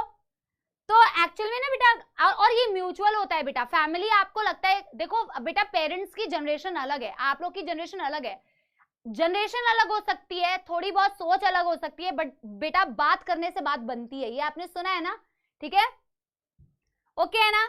चलो बढ़िया है, बात करने से बात बनती है, ये हमेशा जीवन का उसूल है। तो पेरेंट्स से बात करोगे तभी तो बेटा बात बनेगी ना। थोड़ी बात बिगड़ती है, मेरी भी बेटा अपने पेरेंट्स से बिगड़ती है स्टार्टिंग में, फिर धीरे धीरे वो हमें समझने लगते हैं, वो हमारे साथ ना बेटा मिंगल हो जाते हैं। आप भी जब बड़े होते रहते हो ना तो आपको समझ में आता है पेरेंट्स ऐसे क्यों बोल रहे थे, क्योंकि तुम धोखा खाते हो। धोखा सिर्फ बेटा ऐसे नहीं होता है कि वैसा धोखा जैसा तुम सोच रहे हो, दोस्तों से धोखा, जिंदगी में धोखा, डिसीजंस गलत होते हैं, तब आपको समझ में आता है कि माँ बाप जो बोल रहे थे सही बोल रहे थे। तो टॉक इट आउट। पेरेंट्स तो सपोर्टिव पेरेंट्स बेटा आप भी कैसे हो ना, उस पर बहुत डिपेंड करता है कि आपके पेरेंट्स आपके लिए कैसे हैं, ठीक है। तो ये म्यूचुअल होता है, ये बहुत ही म्यूचुअल फीलिंग है, ठीक है ना। यस, आगे एडिक्शन एंड डिपेंडेंस। जब आप एडिक्ट हो जाते हो और आप डिपेंड हो जाते हो तो आगे क्या होता है, ठीक है ना। Yes, because of the perceived benefits drugs are frequently use repeatedly. क्योंकि लोगों को ना ड्रग्स से बेनिफिट, अब कई ड्रग्स बेटा मिसयूज करके लोग बॉडी बनाने लग रहे हैं, ठीक है। कई ड्रग्स मिसयूज करके लोग एनर्जाइज हो रहे हैं, उनकी परफॉर्मेंस इंक्रीज हो रही है। कई ड्रग यूज करके जिंदगी के दुख दर्द गम भूल के बंदा एकदम यूफोरिया में जी रहा है। तो इसके बेनिफिट्स जान के लोग बहुत ज्यादा फ्रीक्वेंटली ड्रग को यूज करने लगते हैं, ठीक है। Most important thing which one fails to realize is the inherent addictive nature to alcohol and drugs. लेकिन लोग भूल जाते हैं बच्चा पार्टी कि ये बहुत ज्यादा addictive nature होते हैं, एक बार अगर इसमें हम घुस गए तो वापस आना बहुत मुश्किल है। Addiction is a psychological attachment to certain effects such as euphoria, temporary feeling of well-being associated with the drugs and alcohol. बोला कि ये जो addiction है ना, ये आपके मन का एक भ्रम होता है, एक भ्रम है कि मुझे बहुत खुशी हो रही है, मुझे बहुत अच्छा लग रहा है, पर ये बहुत टेम्पररी फीलिंग है, ठीक है। These drive people to take them even when these are not needed or even when their use becomes self-destructive. क्योंकि ये जो यूफोरिया की फीलिंग है, ये जो अच्छी अच्छी फीलिंग है, ये उस इंसान को मजबूर कर देता है कि हर टाइम उसको ऐसा ही फील करना है, भले ही उसको उस ड्रग की जरूरत है या नहीं है, ठीक है। With repeated use of drugs, the tolerance level of receptors present in our body increases. ये तो बेटा हर किसी के लिए बिल्कुल वही बात है। बार बार ड्रग को यूज करोगे तो हर बार ज्यादा डोज लेना पड़ेगा। जैसे कि जब मैंने 2021 में पढ़ाना स्टार्ट किया था तो मेरे को एक भी बेटा स्पैम करता था तो ऐसे गुस्सा आता था, फिर 2022 में थोड़ा और कम गुस्सा आता था। ऑनलाइन की बात कर रही हूँ, 2021 ऑनलाइन, ठीक है। और जब मैंने 2023 अभी ऑनलाइन में पढ़ाया तो मेरा बेटा टॉलरेंस लेवल बहुत बढ़ गया है। तो ये बेटा जीवन में तो ऐसा ही होता है ना, बढ़ता जाता है टॉलरेंस लेवल, ठीक है। Consequently, the receptors respond to only high dose of drugs and alcohol, leading to greater intake. फिर आपके रिसेप्टर ज्यादा डोज पे काम करते हैं, तो ज्यादा स्पैमिंग मत करो, मेरे बेटा रिसेप्टर्स अब इनसेंसिटिव हो चुके हैं, ठीक है बेटा। However, it should be clearly borne in the mind that use of drugs even once can be forerunner to addiction. लेकिन ये चीज आपको ध्यान में रखनी है कि एक बार भी यूज करोगे तो एडिक्शन हो जाएगा। Thus, the addictive potential of drugs and alcohol pull the user into a vicious cycle, leading to their regular abuse, from which he or she may not be able to get out. बेटा ये एक vicious cycle है, ये एक बहुत खतरनाक cycle है। एक बार यूज किया, मन किया, बार बार यूज किया, फिर यूज किया, फिर बार बार यूज, ये एक साइकिल है जिससे बाहर निकलना बहुत ज्यादा मुश्किल है। In absence of any guidance, counseling, the person gets addicted and becomes dependent on these use. अगर कोई इनको समझा दे, अगर कोई इनको बता दे, फिर भी बेटा ये तो बेटा इंसानी फितरत है, मैं तुम्हारे को बता रही हूँ, फिर भी बेटा कई बच्चे समझते हैं, कई बच्चे नहीं समझते हैं, ठीक है। लेकिन अगर गाइडेंस होती है तो चांस ये है कि यार वो इन सब चीजों से थोड़ा बच जाए, ठीक है। Dependence is the tendency of the body to manifest a characteristic and unpleasant withdrawal syndrome if regular dose of drugs is abruptly discontinued. क्योंकि आप बेटा डिपेंडेंट हो जाते हो ड्रग्स पे, बहुत ज्यादा उसी की आदत हो जाती है, तो जैसे ही उसको लेना अगर आपने अब्रप्टली छोड़ दिया, किसी ने आपको बोला कि अब ये मत लो, तो फिर क्या होगा, एक विड्रॉल सिंड्रोम आएगा। क्या होता है, एंग्जाइटी, घबराहट, शेकीनेस, थर थर थर थर थर थर कांपना, नौजिया, ऐसा जी मचलाना, अजीब सा फील होना, ठीक है, बेहोशी सा लगना, स्वेटिंग, पसीने छूटना। वैसे तुम्हारा नीट एग्जाम आएगा तो मुझे लग रहा है तुम्हें थोड़ी एंग्जाइटी, थोड़ी शेकीनेस, थोड़ा नौजिया, थोड़ी स्वेटिंग तो होगी, है ना, पर होनी नहीं बेटा। वैसे होना बहुत नॉर्मल है, जब आप किसी चीज के लिए बहुत जी जान से मेहनत करते हैं ना, और आप बहुत अच्छे से मेहनत करते हो सकता है आप टॉपर बन जाए, लेकिन उस टॉपर को भी बेटा थोड़ी बहुत घबराहट होती है। घबराहट होना अच्छी बात होती है, जब बहुत पढ़ के जाते हैं ना तो घबराहट होती है, ठीक है। तो विच में B relieved when resumed again. तो ये सारे बेटा जो विड्रॉल सिम्टम्स के जो सिम्टम्स आपको दिख रहे हैं ना, अगर उस इंसान को वापस से ड्रग्स दे दो ना बच्चों, तो वापस से नॉर्मल हो जाएगा, पर देने का नहीं है बेटा, वापस से ड्रग देने का नहीं है, ठीक है। हाँ, in some cases withdrawal symptoms can be severe, even life threatening, and the person need medical supervision. इससे भी खतरनाक withdrawal symptoms हो सकते हैं, बहुत ज्यादा सीवियर हो सकते हैं, ऐसे केसेस में मेडिकल हेल्प ले लेनी चाहिए। Dependence leads the patient to ignore all social norms in order to get sufficient funds to satisfy his or her needs. जब आप किसी ड्रग पे डिपेंड हो जाते हैं ना, फिर आप बेटा ये भूल जाते हैं कि आप कितनी गलत चीजें करने लग रहे हैं, कितनी और गलत चीजों में पड़ रहे हैं, ताकि आप अपनी उस भूख को मिटा सके, आप अपनी उस लत को सेटिस्फाई कर सके, ठीक है। एंड दीज में result in many social adjustment problem, ठीक है, अटैचमेंट प्रॉब्लम या एडजस्टमेंट प्रॉब्लम दिया है आई थिंक। फिर ऑफ कोर्स प्रॉब्लम तो आएगी बेटा, और 2 पैराग्राफ है बस, और 2 पैराग्राफ है, ठीक है, ठीक है। थोड़ा आज ना वो वाला ज्ञान है जो एजुकेशन होती है ना, जो बेसिक एजुकेशन लोगों को मिलती है, वैसा है। अच्छा, effect of drug and alcohol abuse. The immediate adverse effect of drug and alcohol abuse are manifested in form of reckless behavior. बहुत ही बेटा reckless मतलब बहुत ही अजीब सा behavior होता है, ये immediate effect आपको दिखता है, बहुत ही different behavior दिखता है, जो naturally वो इंसान behave कर रहा था उससे बहुत अलग behavior, ठीक है। Violence हो सकता है, vandalism हो सकता है। बेटा कोई मुझे vandalism का इंग्लिश मतलब, क्योंकि अभी आप मुझसे अंग्रेजी का मतलब पूछोगे तो मैं थोड़ा vandalism का मतलब आपको देख के बता देती हूँ, ठीक है। अगर किसी को ऑलरेडी पता है तो मेरे को एक बार बता दो, ठीक है। What is the meaning of vandalism, मतलब कि बर्बादी, बर्बरता, व्हाट इज डिस्ट्रक्शन, बहुत डिस्ट्रक्टिव, ठीक है। डिस्ट्रक्टिव, नेगेटिव, मतलब वायलेंस एंड नेगेटिव बिहेवियर, इसका मतलब है नेगेटिव बिहेवियर, ठीक है। ये इंग्लिश वर्ड है नेगेटिव बिहेवियर, ठीक है। डिस्ट्रक्टिव बिहेवियर, नेगेटिव, हाँ थोड़ा गूगल करोगे तो ऑफकोर्स वही दिखता है, ठीक है। एक्सेसिव डोज ऑफ ड्रग्स में lead to coma and death due to respiratory. देखो जैसे कि कितनी एक अच्छी लाइन है ना, इसे बेटा आप अपने उसमें नोट कर लो, इसे आप बेटा अपने नोट्स में बेटा नोट कर लो कि एक्सेसिव अगर ड्रग्स को यूज किया जाए और बहुत ज्यादा डोज हो जाए, कई मूवीज में वैसे दिखाया हुआ है, इसमें आपने देखा होगा शायद कि कोमा हो सकता है, डेथ भी हो सकती है due to respiratory failure, heart failure हो सकता है, या सेरिब्रल हिमोरेज हो सकता है। इसे अपने नोट्स में ऐड कर लो, ठीक है। A combination of drugs intake along with alcohol generally result in overdosing or even death, इसे भी ऐड कर सकते हो, ठीक है।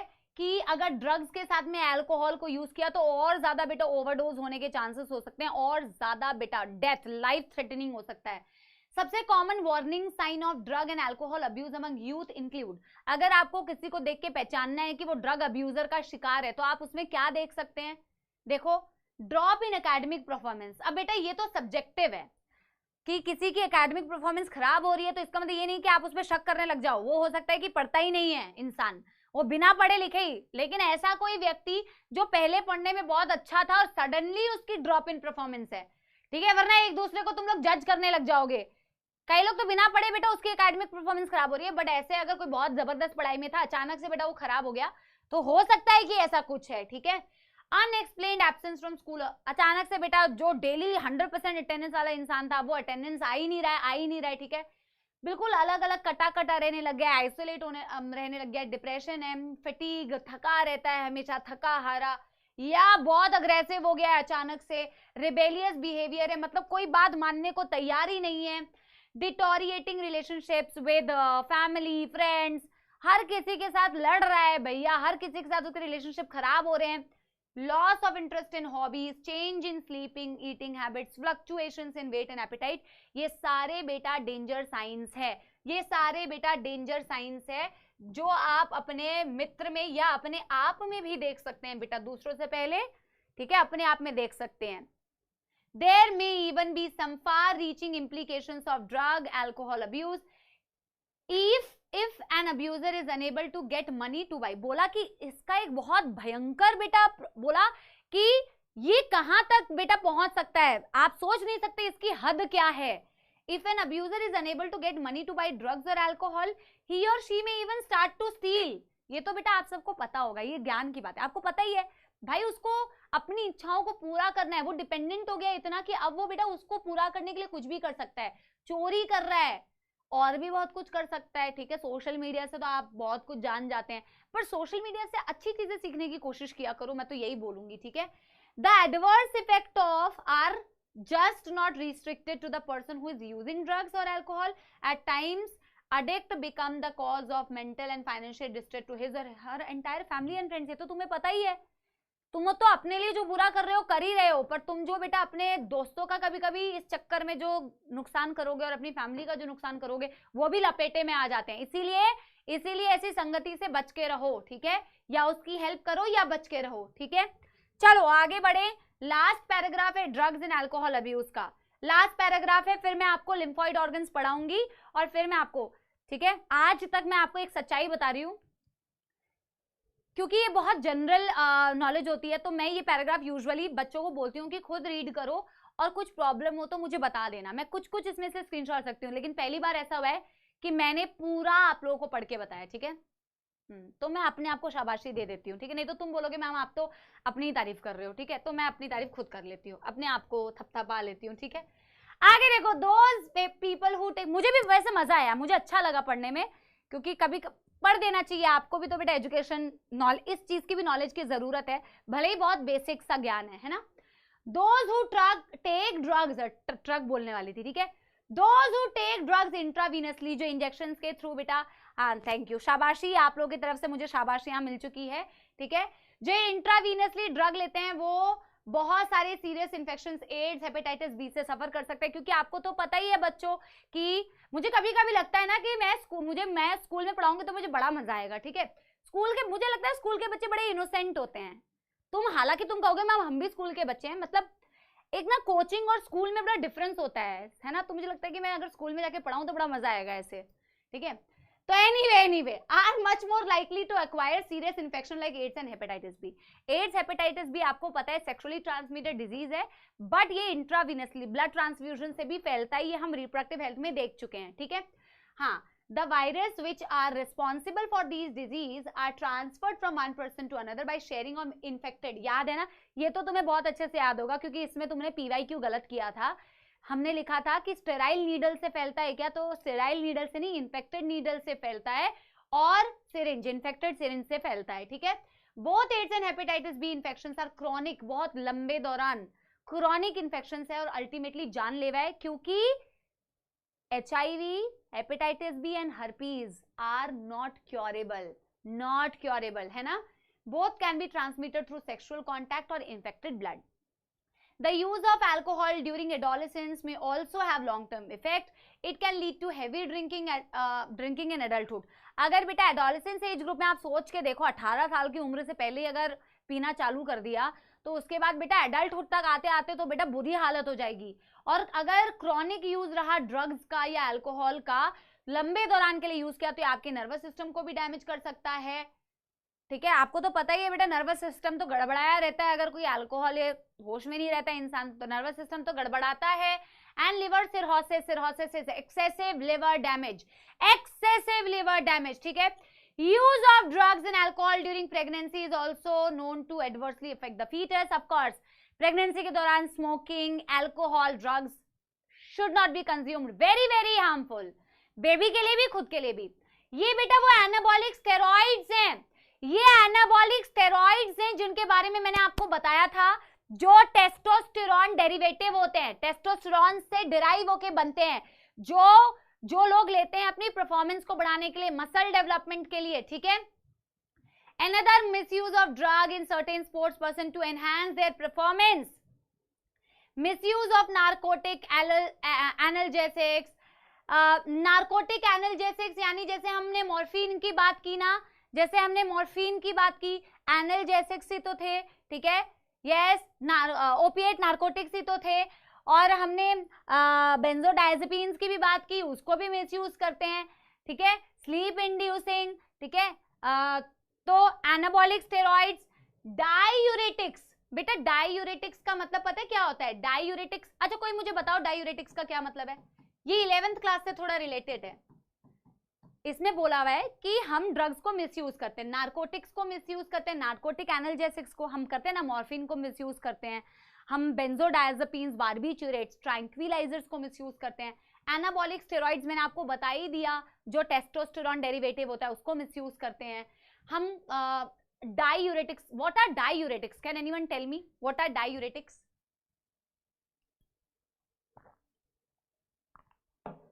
ऐसे कोई भी सब्सटेंस जिससे कि यूरिन लॉस ज्यादा हो. डायूरेटिक्स का मतलब loss of water through urine, loss of water via urine. ये हमने एक्सक्रीशन वाले चैप्टर में पढ़ा है. बहुत सारे बच्चों ने सही लिखा है आंसर, लेकिन जिनको नहीं पता है कोई दिक्कत वाली बात नहीं है, मैंने तो लिख ही दिया. Water loss, excessive water loss through urine. And certain hormone in sports to increase muscle strength in bulk and to promote aggressiveness, as a result increase athlete performance. सारे ड्रग्स को लोग मिसयूज क्यों करते हैं? मिसयूज इसीलिए करते हैं ताकि ज्यादा, कुछ हुआ है क्या, ज्यादा परफॉर्मेंस एक्टिवेट हो पाए. अभी तक तो कुछ नहीं है, अभी तक तो मेरे बच्चों के कमेंट्स चल रहे हैं तो अभी तो ठीक दिख रहा है मुझे. ठीक है, यस, लाइक कैफीन बोला ना, तो अपनी परफॉर्मेंस को इंक्रीज करने के लिए, एक्टिविटी बढ़ाने के लिए लोग जब इसको मिसयूज करते हैं, इसके बहुत सारे साइड इफेक्ट दिखते हैं. जैसे कि फीमेल में मेल लाइक बॉडी, मैस्कुलिनाइजेशन, जैसे कि लो वॉइस का. बस एक कुछ बच्चे लिख रहे हैं, पर मैंने पोल कराया था, 85% बच्चों ने कहा है कि आवाज बिल्कुल सही है. ठीक है, तो मुझे नहीं पता कि बाकी बच्चे, और बच्चे कह रहे हैं वेब वर्जन में कम है, तो मैं उनसे बस रिक्वेस्ट करी हूँ कि ईयरफोन लगा के देख लें. ठीक है, अग्रेसिवनेस ज्यादा होती है, उनके मूड स्विंग्स होते हैं, डिप्रेशन, ये तो फीमेल में भी दिखता है, मूड स्विंग, अग्रेसिवनेस, डिप्रेशन. ठीक है, मेल फीमेल दोनों में दिखता है. वैसे मेंस्ट्रुअल साइकिल फीमेल में एबनॉर्मल हो जाती है. एक्सेसिव हेयर ग्रोथ होता है बेटा फीमेल की फेस और बॉडी पे. ठीक है, क्लिटोरिस का एनलार्जमेंट हो जाता है, वॉइस डीप हो जाती है, ये हमने कल लिखा था. ठीक है, acne in males, aggressiveness in males, mood swings in males, depression in males, ये तो कॉमन है मेल फीमेल में. मेल्स में reduce size of testicles, testicle का साइज रिड्यूस हो जाता है, डिक्रीज स्पर्म प्रोडक्शन. आप बाहर से टेस्टोस्टेरोन डेरिवेटिव ले जा रहे हो, आपकी बॉडी नॉर्मली टेस्टोस्टेरोन बनाएगी ही नहीं. ठीक है, और ऑफ कोर्स उसी पे डिपेंडेंट हो रहे हो तो नॉर्मल बॉडी को लगेगा ये तो हाई कॉन्सेंट्रेशन में कुछ उसी के जैसा कुछ आया हुआ है. ठीक है, yes everybody. Potential for kidney and liver dysfunction, ये हमने शायद पॉइंट ऐड किया था. ठीक है, किया है शायद. ब्रेस्ट एनलार्जमेंट जिसे गायनेकोमेस्टिया बोलते हैं, प्रीमेच्योर बॉल्डनेस यानी कि उम्र से पहले बाल झड़ जाना, एनलार्जमेंट ऑफ प्रोस्टेट ग्लैंड. ठीक है, बस इसको आप वैसे अपने आप से पढ़ लो, ऐसा कुछ बहुत वो नहीं दिया हुआ है. अब बेटा मैंने लगातार 1 घंटे से एनसीईआरटी, मैंने लगातार बेटा बकवास की है आज, मतलब सिर्फ बोला है, सिर्फ बोला है, सिर्फ बोला है। ये मैं सिर्फ आप लोगों के लिए लेके आई हूँ जिन लोगों ने कहा एनसीईआरटी का मैम ये पैराग्राफ छूट गया था लिम्फॉइड ऑर्गन्स वाला, तो ये मैं एक बार पढ़ा देती हूँ। पहले आप मुझे एक बात बताओ कि यहां तक कोई दुखद समस्या? यहां तक गौरव बेटा मैंने ठीक करा लिया बेटा। बेटा एक बात बता, इतनी भी आवाज नहीं आ रही कि तू बेटा खुले में नहीं पढ़ना है, खुले में नहीं करना है, आप ईयरफोन लगा के कर लो बेटा, ठीक है। पहले मेरे को ये बता दो यहां तक बेटा कोई दुखद समस्या? नया चैप्टर इंट्रो तो मैं करके रहूंगी, मुझे पता था इतना टाइम लेगा, बट कोई बात नहीं बेटा, हमें इस चैप्टर के लिए 12 लेक्चर्स मिले थे तो हमें कोई दिक्कत नहीं है, ठीक है। तो ये पेज नंबर भी बता दो, यहां तक कोई प्रॉब्लम नहीं है, बस ये लास्ट पेज है। और फिर बच्चों हम क्या करेंगे, फिर हम पीवाईक्यू करेंगे, ठीक है, फिर क्वेश्चंस होंगे, ठीक है। यस एवरीबॉडी, तो पेज नंबर बता दो एक बारी। लिम्फॉइड ऑर्गन्स, लिम्फॉइड ऑर्गन्स क्या थे बच्चा पार्टी? लिम्फॉइड ऑर्गन्स वो आपके इम्यून सिस्टम का पार्ट था जिसमें या तो आपकी लिम्फोसाइट्स प्रोड्यूस होती है, मैच्योर होती है, या फिर आपके बॉडी में आने वाले घातक एंटीजन और पैथोजन से फाइट करती है, लड़ाई करती है। प्रोड्यूस होने वाली 154 एंड 138, ठीक है। यस, तो बेटा एक बात बताती हूं क्या, तो जहां प्रोड्यूस और मैच्योर होती थी वो प्राइमरी लिम्फॉइड ऑर्गन्स थे, जैसे बोन मैरो एंड थाइमस। जहां वो लड़ाई करती थी, इंटरैक्ट करती थी, एंटीजन सेंसिटिव लिम्फोसाइट में कन्वर्ट होती थी, वो थे आपके सेकेंडरी लिम्फॉइड ऑर्गन्स। तो हमने ये पैराग्राफ में आपको बता देती हूँ जो छूटा हुआ था, ठीक है। एक बच्चा कह रहा है I am listening at 50% level. बेटा वही तो मैं बोल रही हूँ बेटा, तुम विश्वास नहीं कर सकते, तुम जिस दिन मेरे से सामने से मिलोगे ना, वैसे मैं जीवन में इतना तेज नहीं बोलती हूँ, मैं नॉर्मली तो धीरे बोलती हूँ, मैं क्लास में बेटा थोड़ी अलग फीलिंग होती है ना, तो अलग जोर से बोलती हूँ। तो कई बच्चे मुझे बोलते हैं कि हम तो मैम बिल्कुल कम करके देखते हैं तो भी हमें आपकी आवाज बहुत तेज आती है, क्योंकि मैं एक्चुअल में बहुत तेज बोलती हूँ बेटा, फिर पता नहीं कई लोगों की क्यों कम आती है। Bone marrow is the main lymphoid organ where all blood cells including lymphocytes are produce. Bone marrow में सारे ब्लड सेल्स प्रोड्यूस होते हैं, वो तो बेटा उसकी जननी है, ठीक है। The thymus is a lobed organ located near the heart. Lobed मतलब उसमें लोब्स होते हैं, ठीक है, दिल के पास लोकेटेड होता है, बीनीथ द ब्रेस्ट बोन, आपके स्टर्नम के नीचे, ठीक है। The thymus is quite large at the time of birth but keep reducing in size with age and by the time puberty is attained it reduces to a very small size। उम्र के साथ साथ जो आपका जो ये है, आपका जो थाइमस है जो आपके दिल के पास प्रेजेंट है, ये एज के साथ साथ बच्चों क्या होगा, एज के साथ साथ बेटा रिड्यूस होता जाता है, इसलिए इम्यूनिटी भी कम होती जाती है। Bone marrow and thymus provide micro environment for development and maturation of T lymphocyte. बोला आपका जो बोन मैरो है और जो थाइमस है वो एनवायरमेंट प्रोवाइड करता है आपके टी लिम्फोसाइट्स के डेवलपमेंट एंड मैच्योरेशन के लिए। बोन मैरो में बी लिम्फोसाइट प्रोड्यूस भी होती है, मैच्योर भी होती है, थाइमस में टी लिम्फोसाइट का मैच्योरेशन होता है। समझ में आ गई बात? Yes. Spleen is a large bean shape organ, यानी कि इसमें स्प्लीन का शेप दिया हुआ है, स्प्लीन का शेप दिया हुआ है कि वो बीन शेप होती है, ठीक है। मेनली इसमें लिम्फोसाइट्स होते हैं और फैगोसाइट्स होते हैं। ऑफ कोर्स बेटा स्प्लीन में आपके लिम्फोसाइट्स होते हैं, तभी तो बेटा ग्रेवयार्ड ऑफ आरबीसी क्या बोलते हैं, तभी तो बेटा वो सेकेंडरी लिम्फॉइड ऑर्गन है। सेकेंडरी लिम्फॉइड ऑर्गन जहां पे आपकी लिम्फोसाइट्स और पैथोजन एनकाउंटर करती है एक दूसरे को, फिल्टर की तरह काम करती है बेटा, वो फिल्टर की तरह काम करती है भाई। जैसे आप एक्वागार्ड लगाते हैं, ब्लड मैं बोलना थी, एक्वागार्ड लगाते हैं ब्लड फिल्टर करने के लिए, पानी को प्यूरिफाई करने के लिए करते हो ना, तो स्प्लीन भी आपके ब्लड को प्यूरिफाई करता है, उसमें लिम्फोसाइट्स होते हैं, तो लिम्फोसाइट्स आपके ब्लड को प्यूरिफाई करता है, एक तरीके से एंटीजेंस को ब्लड में से हटाता है, फिल्टर की तरह काम करता है, ठीक है। It act as a filter by trapping the blood borne. और फैगोसाइटिक सेल्स तो पता है ना, फैगोसाइटिक सेल जो फैगोसाइटोसिस करते हैं by trapping the blood borne micro organisms. भाई जो ब्लड के रास्ते, ब्लड बॉर्न माइक्रो ऑर्गेनिज्म का मतलब जो ब्लड के रास्ते माइक्रो ऑर्गेनिजम्स आते हैं उसको ट्रैप करता है, उसको फिल्टर करके आपके उसको प्यूरिफाई करता है, ठीक है।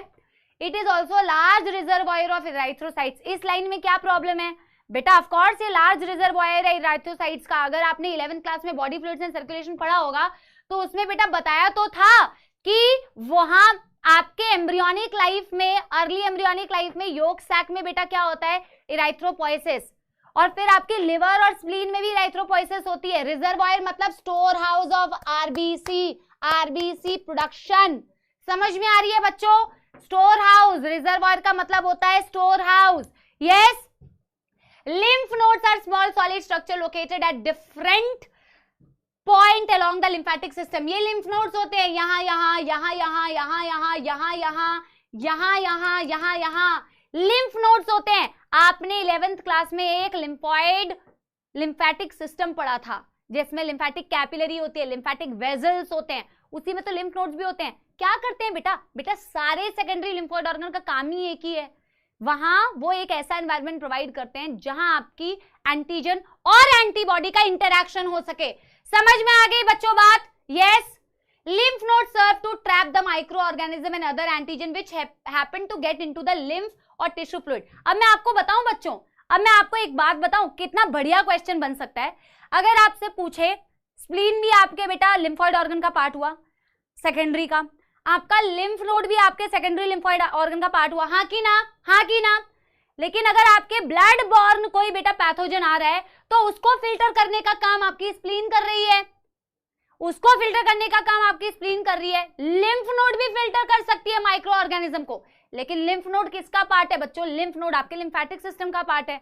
तो लिम्फेटिक सिस्टम मतलब जिसमें लिम्फ भरा है, लिम्फ में अगर कोई भी चीज बेटा ऐसी ट्रैप्ड है तो वो किससे फिल्टर होगी? वो लिम्फ नोड से फिल्टर होगी। सिंपल सी बात है। इस तरीके से आप अपने मन में क्वेश्चन बना सकते हैं। हर बार तो मैं आपको क्वेश्चन बना के नहीं बताऊंगी। एक बच्चा जब एनसीईआरटी रीड करता है तो खुद ही क्वेश्चंस बना के खुद ही आंसर दे सकता है, ठीक है? Antigen trapped in lymph nodes are responsible for activation of lymphocyte present there and cause the immune response. बेटा ऑफ कोर्स किसी भी लिम्फोसाइट की एक्टिवेशन कब होगी बेटा? याद आ रहा है तुम्हें? प्लाज्मा सेल और मेमोरी सेल्स बनते कब हैं? कब बनते हैं? जब एंटीजन का एनकाउंटर होता है। जब एंटीजन है ही नहीं तो एक्टिवेट कब होगा? तुम खुद सोच के देखो, तुम एक्टिवेट कब होते हो? जब नीट का एग्जाम तुम्हारे सर पे आ रहा है, जब तुम्हें पता है कि तुम्हारे को मेडिकल सीट तभी पड़ेगी जब तुम नीट का एग्जाम क्लियर करोगे। अगर ये डंडा होता ही नहीं बेटा तुम्हारे सर पे तो फिर बेटा तुम कतई प्रिपरेशन नहीं करते। तो भाई तुम्हारी एक्टिवेशन भी इस एग्जाम की वजह से हो रही है ना। जब कुछ है तो लिम्फोसाइट भी एंटीजन की प्रेजेंस में ही तो एक्टिवेट होगा ना।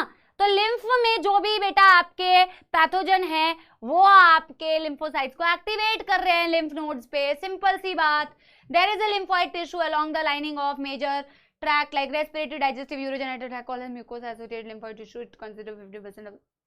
ये मैं बता चुकी हूँ बच्चों। अब मुझे बता दो, अब आप एक बार भी नहीं बोल सकते कि मैंने इसमें से कुछ आपको छोड़ दिया है और पढ़ाया नहीं है। अब हम क्या करेंगे? पढ़ाया तो बेटा मैंने सब है, ये तो बोलते हो तो मुझे दुखी होता है कि ऐसा क्यों बोला जबकि मैंने पढ़ाया था। बट अगर एक आधा एनसीईआरटी की लाइन छूट जाती है तो इसमें तुम बेटा एकदम पैनिक कर जाते हो।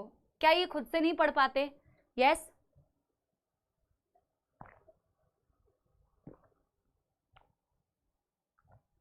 मुझे एक गर्म पानी मंगवाना पड़ेगा थोड़ा। युगल थोड़ा गर्म पानी और भिजवा दे तो यार। मैं ये बंद कर देती हूँ। यस, स्टार्ट करें एवरीबॉडी। लेकिन मेरे को चाहिए yes everybody prevention and control. अब खुद से पढ़ो। देखो बदतमीजी की भी एक हद है बेटा, तुम लोग ना बड़े बदतमीज होते जा रहे हो। Prevention and control, prevention and control तो पढ़ ही सकते हो ना, होमवर्क में दे रही हूं मैं। प्रिवेंशन एंड कंट्रोल मतलब तुम मुझे पता है तुम मुझे टीज करते हो, तुम मजाक में बोल रहे हो, आई नो दैट। इसीलिए प्रिवेंशन एंड कंट्रोल भी होमवर्क है, ठीक है? Yes everybody start. देखो कितनी एनसीईआरटी की रीडिंग की आज हमने, वाओ। स्टार्ट करें। यस एवरीवन,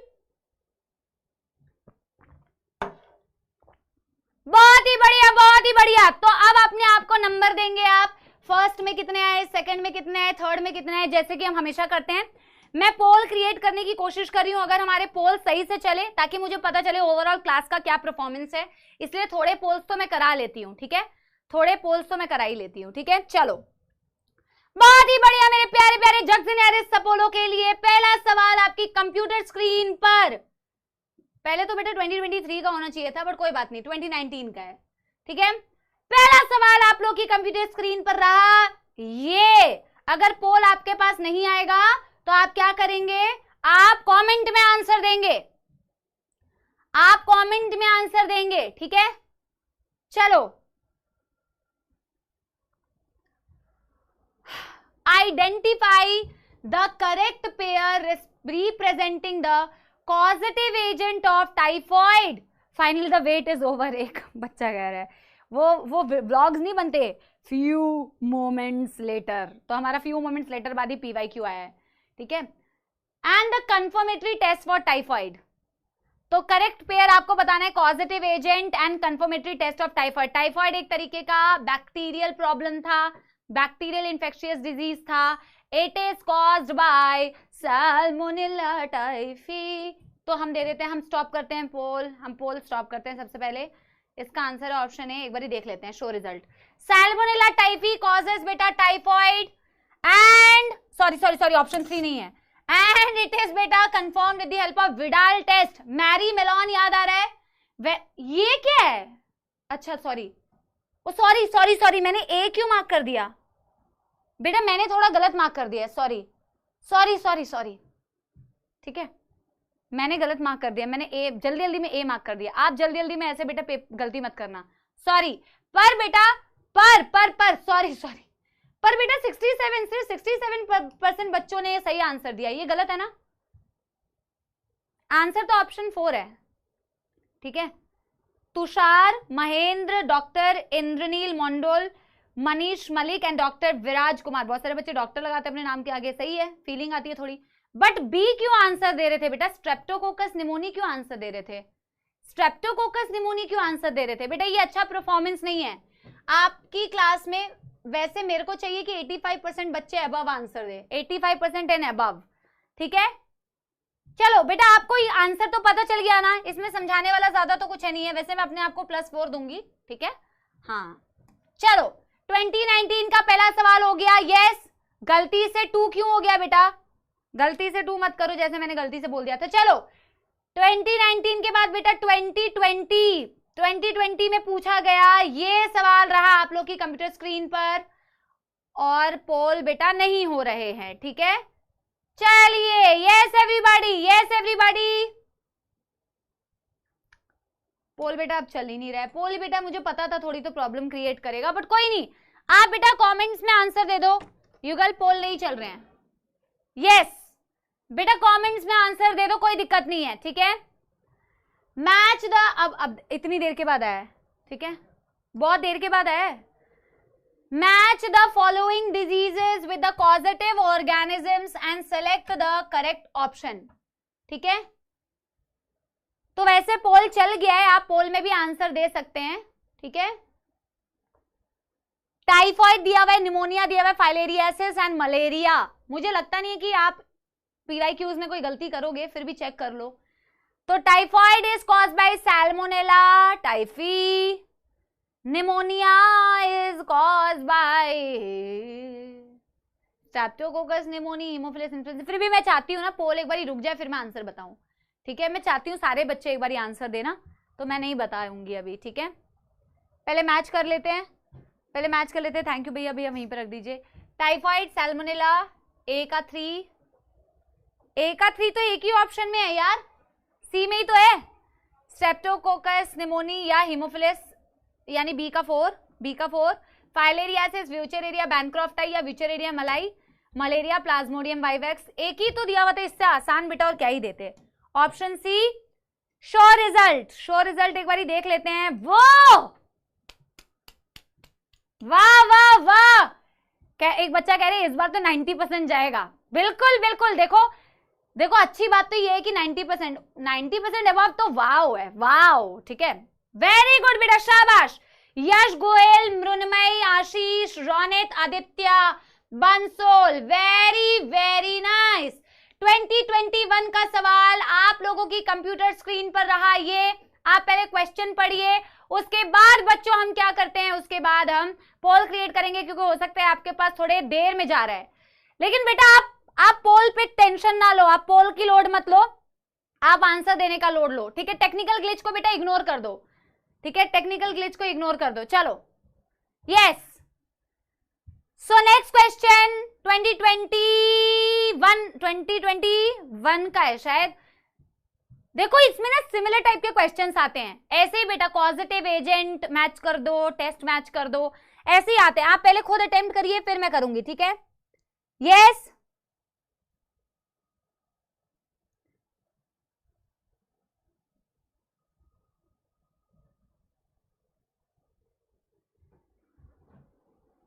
फाइलेरी एसिड्स अभी तो आपको पता चल ही चुका है, ए का 3। बेटा इससे आसान ऑप्शन और क्या देंगे, इससे आसान ऑप्शन तो और दे ही नहीं सकते, ठीक है। एमीबियासिस बेटा प्रोटोजोआ था, Entamoeba histolytica, pneumonia, Haemophilus influenzae, ringworm, Trichophyton, Epidermophyton, Microsporum. याद आ रहा है बेटा?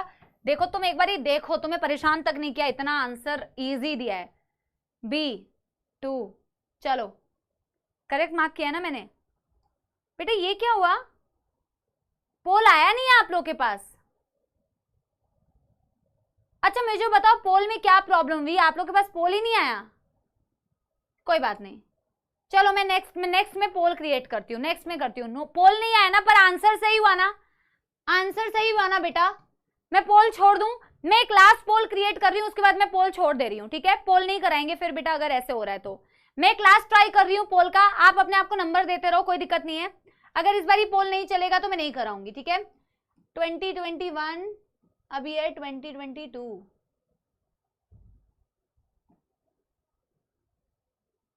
ठीक है। चलो 20, दिस इज बेटा year 2022, this is year 2022, start poll. ये 2022 ही है ना?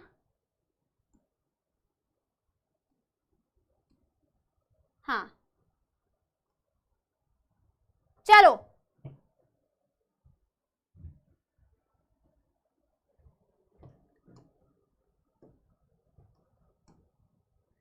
Given below are the two statement. अगर बेटा अभी नहीं होगा तो कोई दिक्कत नहीं है, नहीं होगा तो आप कमेंट में आंसर दे दो। Given below are the two statements, autoimmune disorder is a condition where body's defense mechanism recognizes its own body cells as foreign bodies. Rheumatoid arthritis is a condition where body does not attack the self cell. तो पहला statement तो बिल्कुल correct है बच्चों, पहला statement is बिल्कुल correct. First statement is absolutely true कि autoimmune disorder एक ऐसी कंडीशन होती है जहां बॉडी अपने ही सेल को ओन सेल्स को ही फॉरेन मान के बेटा अटैक करती है। First statement is correct. Rheumatoid arthritis is a condition where body does not attack self cell, ये फॉल्स है बेटा।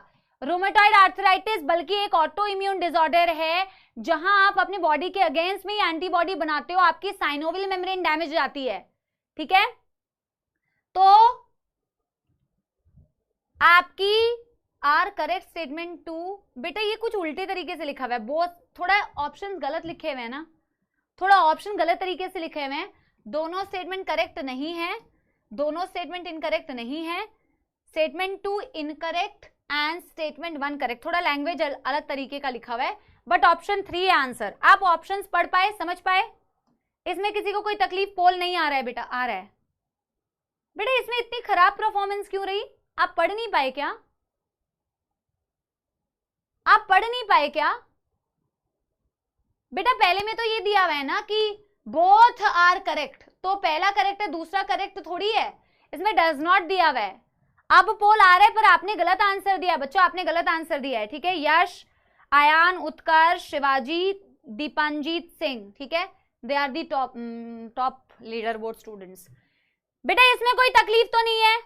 अरे कंफ्यूज विद। अच्छा एक बात बताओ, अगर ऐसा ही स्टेटमेंट तुम्हारी नीट में आता तुम्हें बोनस नहीं मिलता? थोड़ा लैंग्वेज पढ़ के तो समझ पा रहे हो ना कि लैंग्वेज में क्या दिया है, कि बोथ करेक्ट है, 1 करेक्ट है, 2 इनकरेक्ट है, 2 करेक्ट है, 1 इनकरेक्ट है। बेटा ऐसे मत बोलो, ठीक है।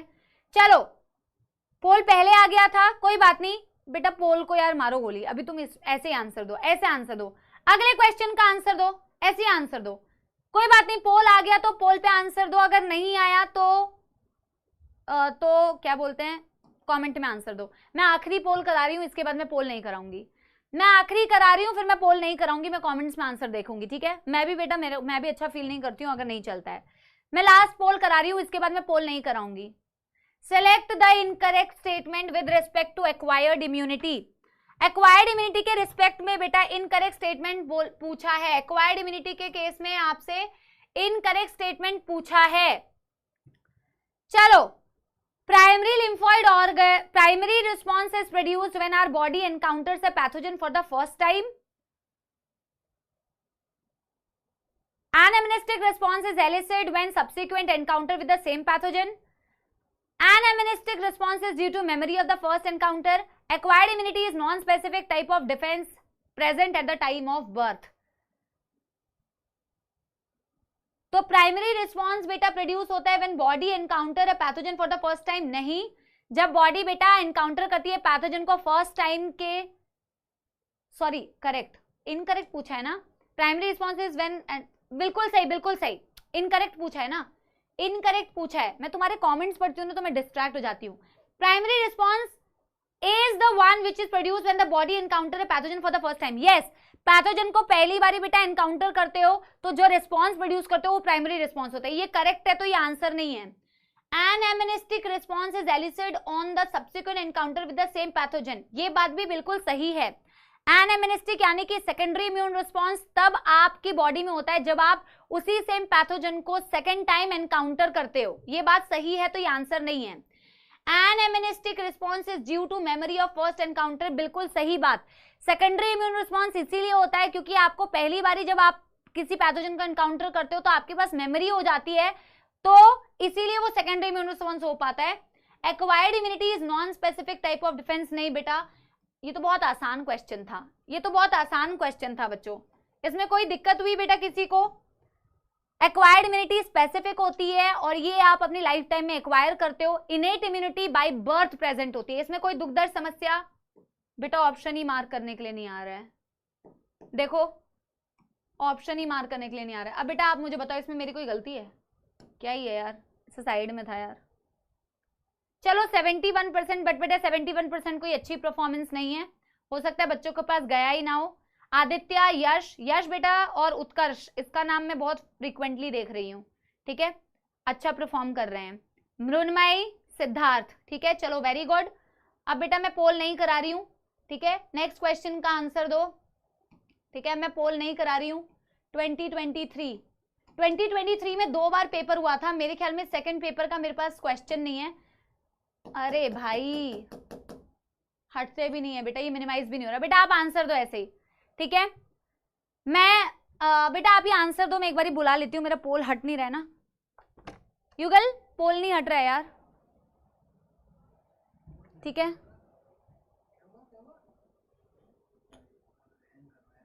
हाँ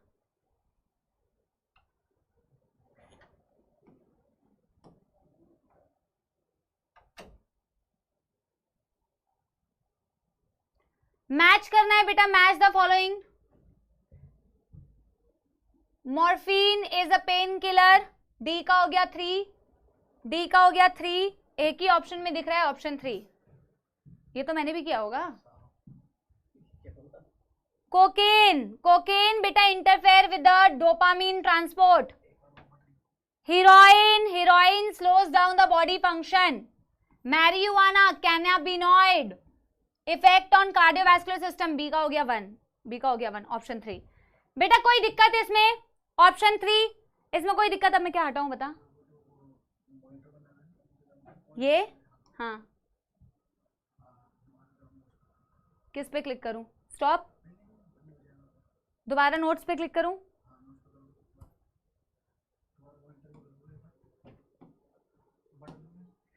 हाय राम, बड़ा करने से क्या होगा यार, बड़ा हो ही नहीं रहा है। मॉनिटर पे क्लिक किया, क्या करूं अब? फिर से पूरा या मेरा टाइम वेस्ट हो रहा है भाई, ऐसे ही टाइम वेस्ट होता है। क्या करना है? Note 3, NEET, select batch, Lakshya NEET, select subject, not available, select subject, not available, select schedule, not available. हटाओ इसको। मेरे नोट्स कहाँ गए भाई? ये क्या हुआ है? इधर आ जा यार, इधर आ जा, कर दे भैया। कहाँ है ये? है क्या? कहाँ है? ठीक है,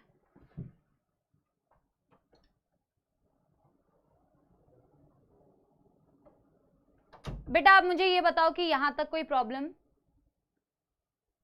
मैं अब से पोल नहीं कराऊंगी बेटा, अगर पोल इस तरीके से होंगे मैं नहीं कराऊंगी पोल, मैं नहीं कराऊंगी बेटा, मेरे को नहीं कराना है पोल।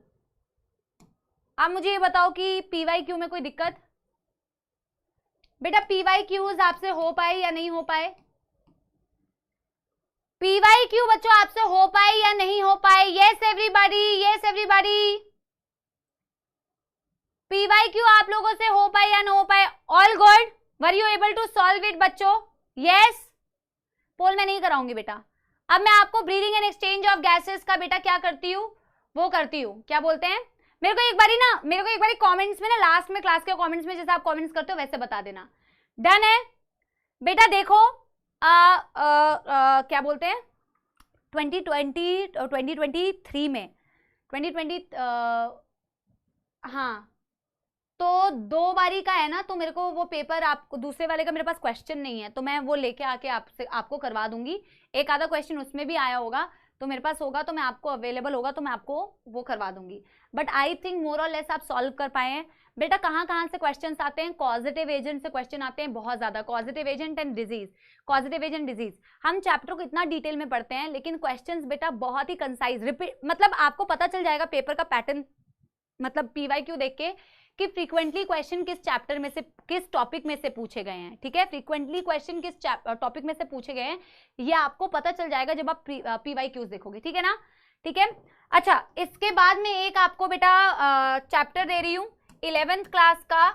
आप बॉडी फ्लूइड्स एंड सर्कुलेशन में, बॉडी फ्लूइड्स एंड सर्कुलेशन का रिवाइज करके आएंगे, ब्लड वाला part, body fluids and circulation का ब्लड वाला पार्ट बेटा आप रिवाइज करके आएंगे, तो हम अगले हफ्ते इसके क्वेश्चन डिस्कस करेंगे। ठीक है, ठीक है, ठीक है। अच्छा, मैं एक काम करती हूँ बच्चों, मैं ना, क्योंकि कई सारे बच्चे 11th का रिवाइज नहीं करके आते, तो मैं ना एकदम क्लास के एंड में ना, मैं ये breathing and exchange of gases वाले क्वेश्चंस मैं एकदम लास्ट में डिस्कस करूंगी, क्योंकि अगर किसी बच्चे को जाना होगा तो वो चला जाए, उसका टाइम वेस्ट ना हो। तो मैं breathing and exchange of gases का जो क्वेश्चन है वो मैं एकदम लास्ट में डिस्कस करूंगी। मेरे पास हैं, आप देख पा रहे होंगे मेरे पास क्वेश्चंस हैं। ठीक है ना? तो वो मैं लास्ट में डिस्कस करूंगी। अभी मैं फिलहाल बेटा क्या करती हूँ, मैं नए चैप्टर से स्टार्ट करती हूँ। ठीक है, मैं नए चैप्टर से स्टार्ट करती हूँ, that is biotechnology principle and process. ठीक है, क्योंकि कई बच्चे रिवाइज नहीं करके आते हैं। कोई दिक्कत तो नहीं है बच्चों? कोई दिक्कत तो नहीं है? You all were able to solve it ना बच्चों, क्योंकि ना पोल नहीं चल रहे थे तो मुझे पता नहीं चल रहा है। ठीक है, एक बार थम्स अप दे देंगे सारा बच्चा पार्टी। Yes everybody. ठीक है, human health and diseases is done and dusted, and now we are going to start with the biotechnology unit. very important for your NEET examination, especially in recent years। तो biotechnology के बच्चों इस पूरे unit के बेटा 2 chapters हैं। आज सिर्फ इंट्रोडक्शन दूंगी, और मैं आपसे ये वादा कर सकती हूँ कि हो सकता है कि ये चैप्टर भी बेटा आपको बहुत पसंद आए।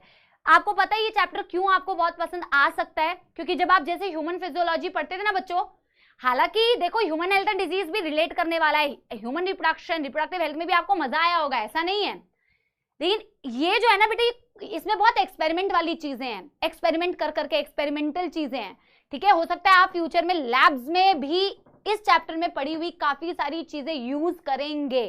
ठीक है, तो उस वे में ये चैप्टर बहुत ही एक बहुत ज्यादा अलग थोड़ा सा ना हटके चैप्टर है। जो हमने यूजुअल चैप्टर सभी पढ़े हैं उससे थोड़ा हटके है, शायद आपको फील हो।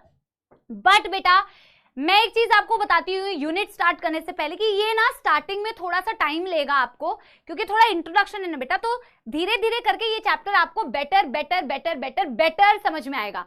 तो इस चैप्टर को और मुझे थोड़ा वक्त देना, वक्त के साथ आपको बेटा ये चीजें बेटर होती जाएंगी। ठीक है ना? ये चीज बस एक ध्यान में रखना, मैंने आपको एक ही चीज बोल रही हूँ, विद टाइम ये चैप्टर और बेटर समझ में आएगा। तो स्टार्टिंग से घबराना मत कि मुझे बिल्कुल समझ नहीं आ रहा, पता नहीं चल रहा, सब समझ में आएगा, क्योंकि एक ही चीज घुमा फिरा के इस चैप्टर में पूरी एक्सप्लेन की गई है, पूरे बायोटेक्नोलॉजी में। अब बेटा हाई वेटेज है, इसमें 2 चैप्टर है, ये आपको लिखने की जरूरत नहीं है। पहला जो बेटा इसका चैप्टर आपको पढ़ना है that is biotechnology principle and process. तो चैप्टर का नाम आप ये डालेंगे, चैप्टर का नाम आप बेटा ये डालेंगे biotechnology principle and processes, biotechnology principle and processes, ठीक है। एंड बेटा इसका जो वैसे दूसरा चैप्टर है जो आपको लिखना नहीं है, दैट इज बेटा बायोटेक्नोलॉजी एंड इट्स एप्लीकेशन। मतलब पहले आप बेटा बायोटेक्नोलॉजी चैप्टर को पढ़ रहे हैं, प्रिंसिपल को पढ़ रहे हैं, और फिर बेटा आप एप्लीकेशंस, मैं पूरा चैप्टर का नाम नहीं लिख रही हूं, फिर आप बेटा उसकी एप्लीकेशन पढ़ रहे हैं कि आपने पढ़ तो लिया बट उसको अप्लाई भी तो करना है। एमबीबीएस कर रहे हो, एमबीबीएस सिर्फ पढ़ना थोड़ी है, फिर अप्लाई भी करना है। किसी भी चीज की जो थ्योरी पढ़ी है उसको अप्लाई कैसे करना है वो भी जरूरी है। तो हम पहला चैप्टर जो पढ़ेंगे, हम पढ़ेंगे कि बायोटेक्नोलॉजी क्या होती है, क्या उसका बेसिस है, क्या उसका प्रिंसिपल। वो तो चला ही जाएगा, क्यों, वो तो पूरा हट ही गया ना, क्योंकि हमने उसको चलाया ही नहीं, मेरे को नहीं करना है अब। बायोटेक्नोलॉजी प्रिंसिपल और बेटा उसका प्रोसेस क्या होता है, ठीक है। और जब हम पूरी टेक्निक सीख जाएंगे, हम उसका प्रिंसिपल सीख जाएंगे, हम उसका प्रोसेस सीख जाएंगे, तो फिर हम देखेंगे कि उसका लाइफ में क्या एप्लीकेशन है। तो मेरी बच्चा पार्टी, यस एवरीबॉडी, मेरे को आप लोगों से चाहिए एक आंसर, ठीक है। आपके अकॉर्डिंग बायोटेक्नोलॉजी क्या होती है? सिर्फ इस टर्म को अगर आप ध्यान से समझें तो आपको क्या लगता है बच्चों, what is the meaning of biotechnology? बिल्कुल बेटा मस्त होके आंसर देना है, इंटरैक्टिव होना चाहिए सेशन, ठीक है। तो आप मुझे बताइए आपको क्या लगता है कि बायोटेक्नोलॉजी का मतलब क्या होता है? जो बच्चा पूछ रहा है ना कितने सेशंस लगेंगे, बेटा पिटाई लगेगी यहां से, सेशंस कितने भी लगे पर तुमको पिटाई जरूर लगेगी।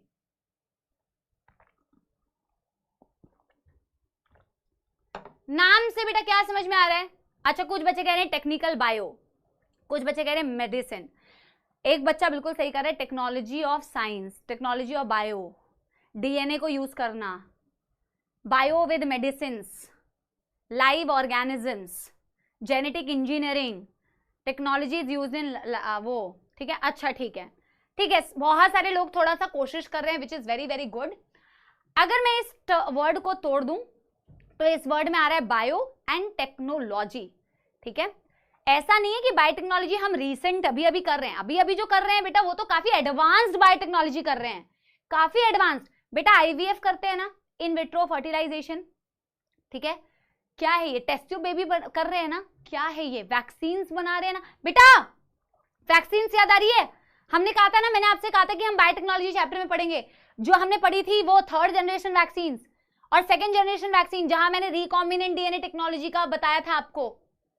आज के डेट पे तो हम काफी बेहतरीन बायोटेक्नोलॉजी कर रहे हैं, पर अगर मैं सरल भाषा में किसी भी बेटा ऐसे इंसान को समझाना चाहूं जिसको नहीं भी पता है कुछ साइंस तो थोड़ी पता होनी चाहिए, बट सरल भाषा में अगर मैं देखूं तो इसमें है बेटा टेक्नोलॉजी यानी कि टेक्निक,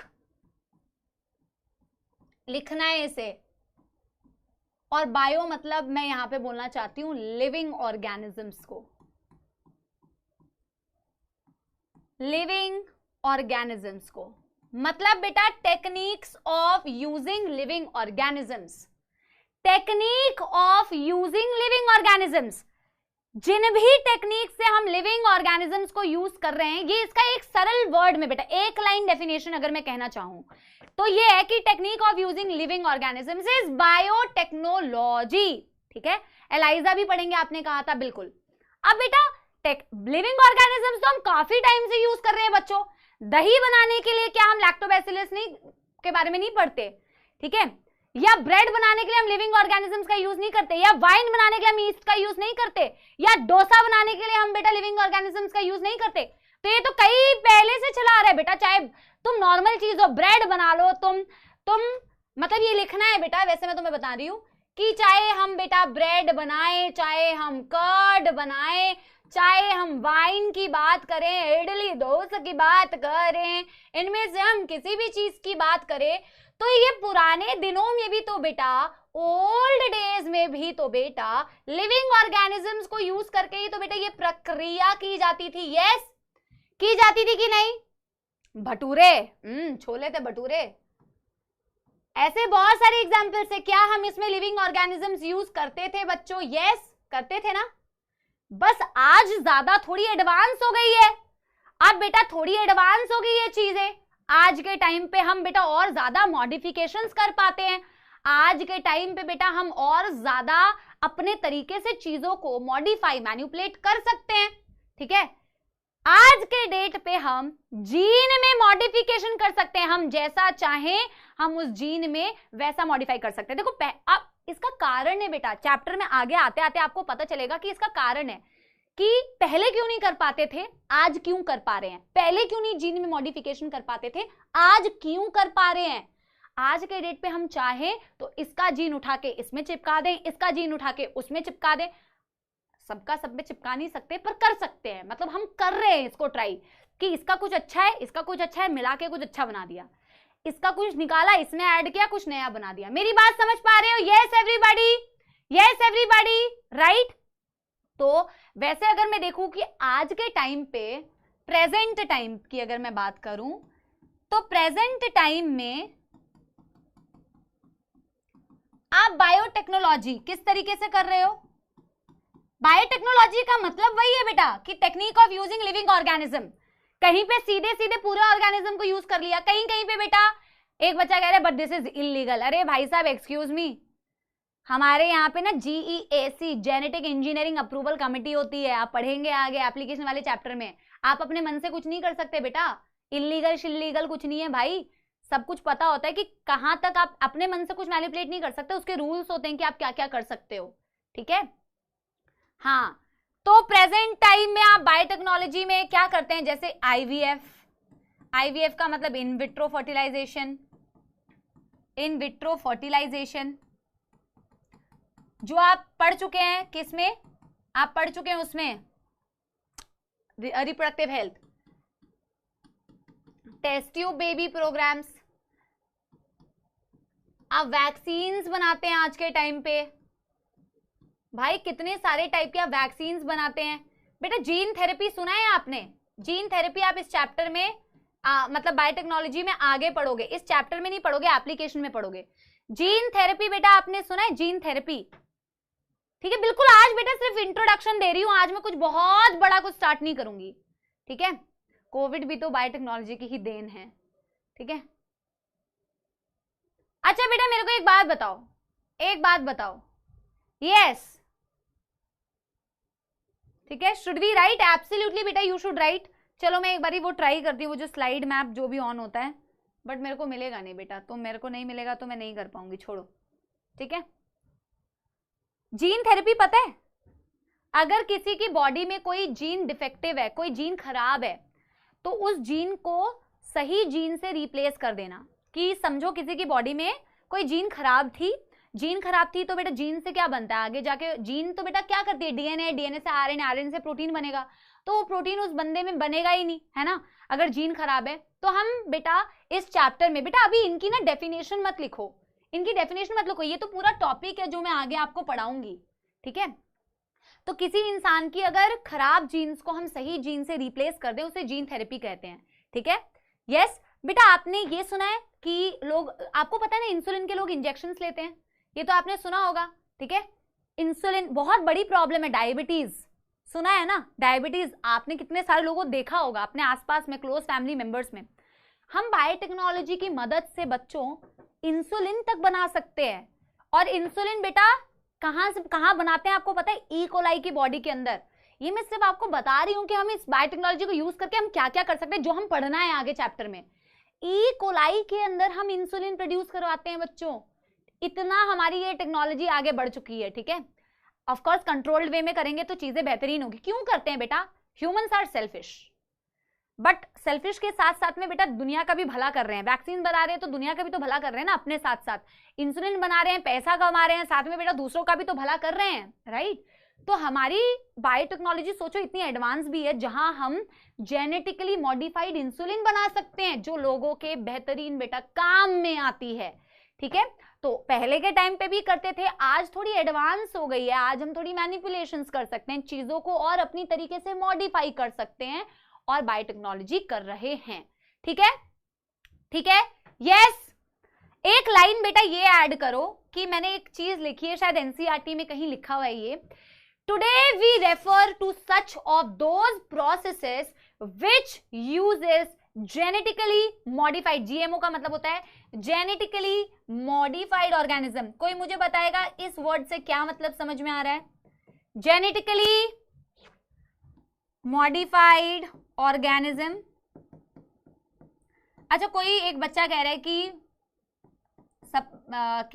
सब पैसे का खेल है या पैसा बनाना है। तो बेटा कौन पैसे नहीं बनाना चाहता? क्या पैसा कमाना कोई बुरी बात है? पैसे कमाना तो बहुत अच्छी बात है बेटा, पैसे कमाना कोई बुरी बात नहीं है, ज्यादा पैसे की इच्छा करना भी कोई बुरी बात नहीं है बेटा।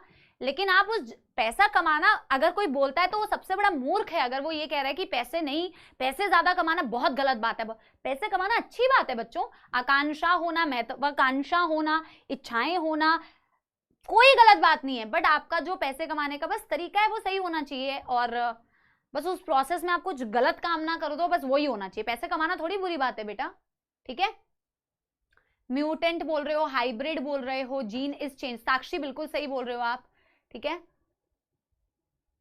हाँ, ये मैं एक लास्ट चीज आपको बता रही हूं, इसके आगे हम अगली कक्षा में ही पढ़ेंगे क्योंकि इसी को एक्सप्लेन करने में मुझे आपको अभी टाइम लगेगा। पहले मैं आपको बता देती हूं कि मैंने आपको ये समझाया कि टेक्निक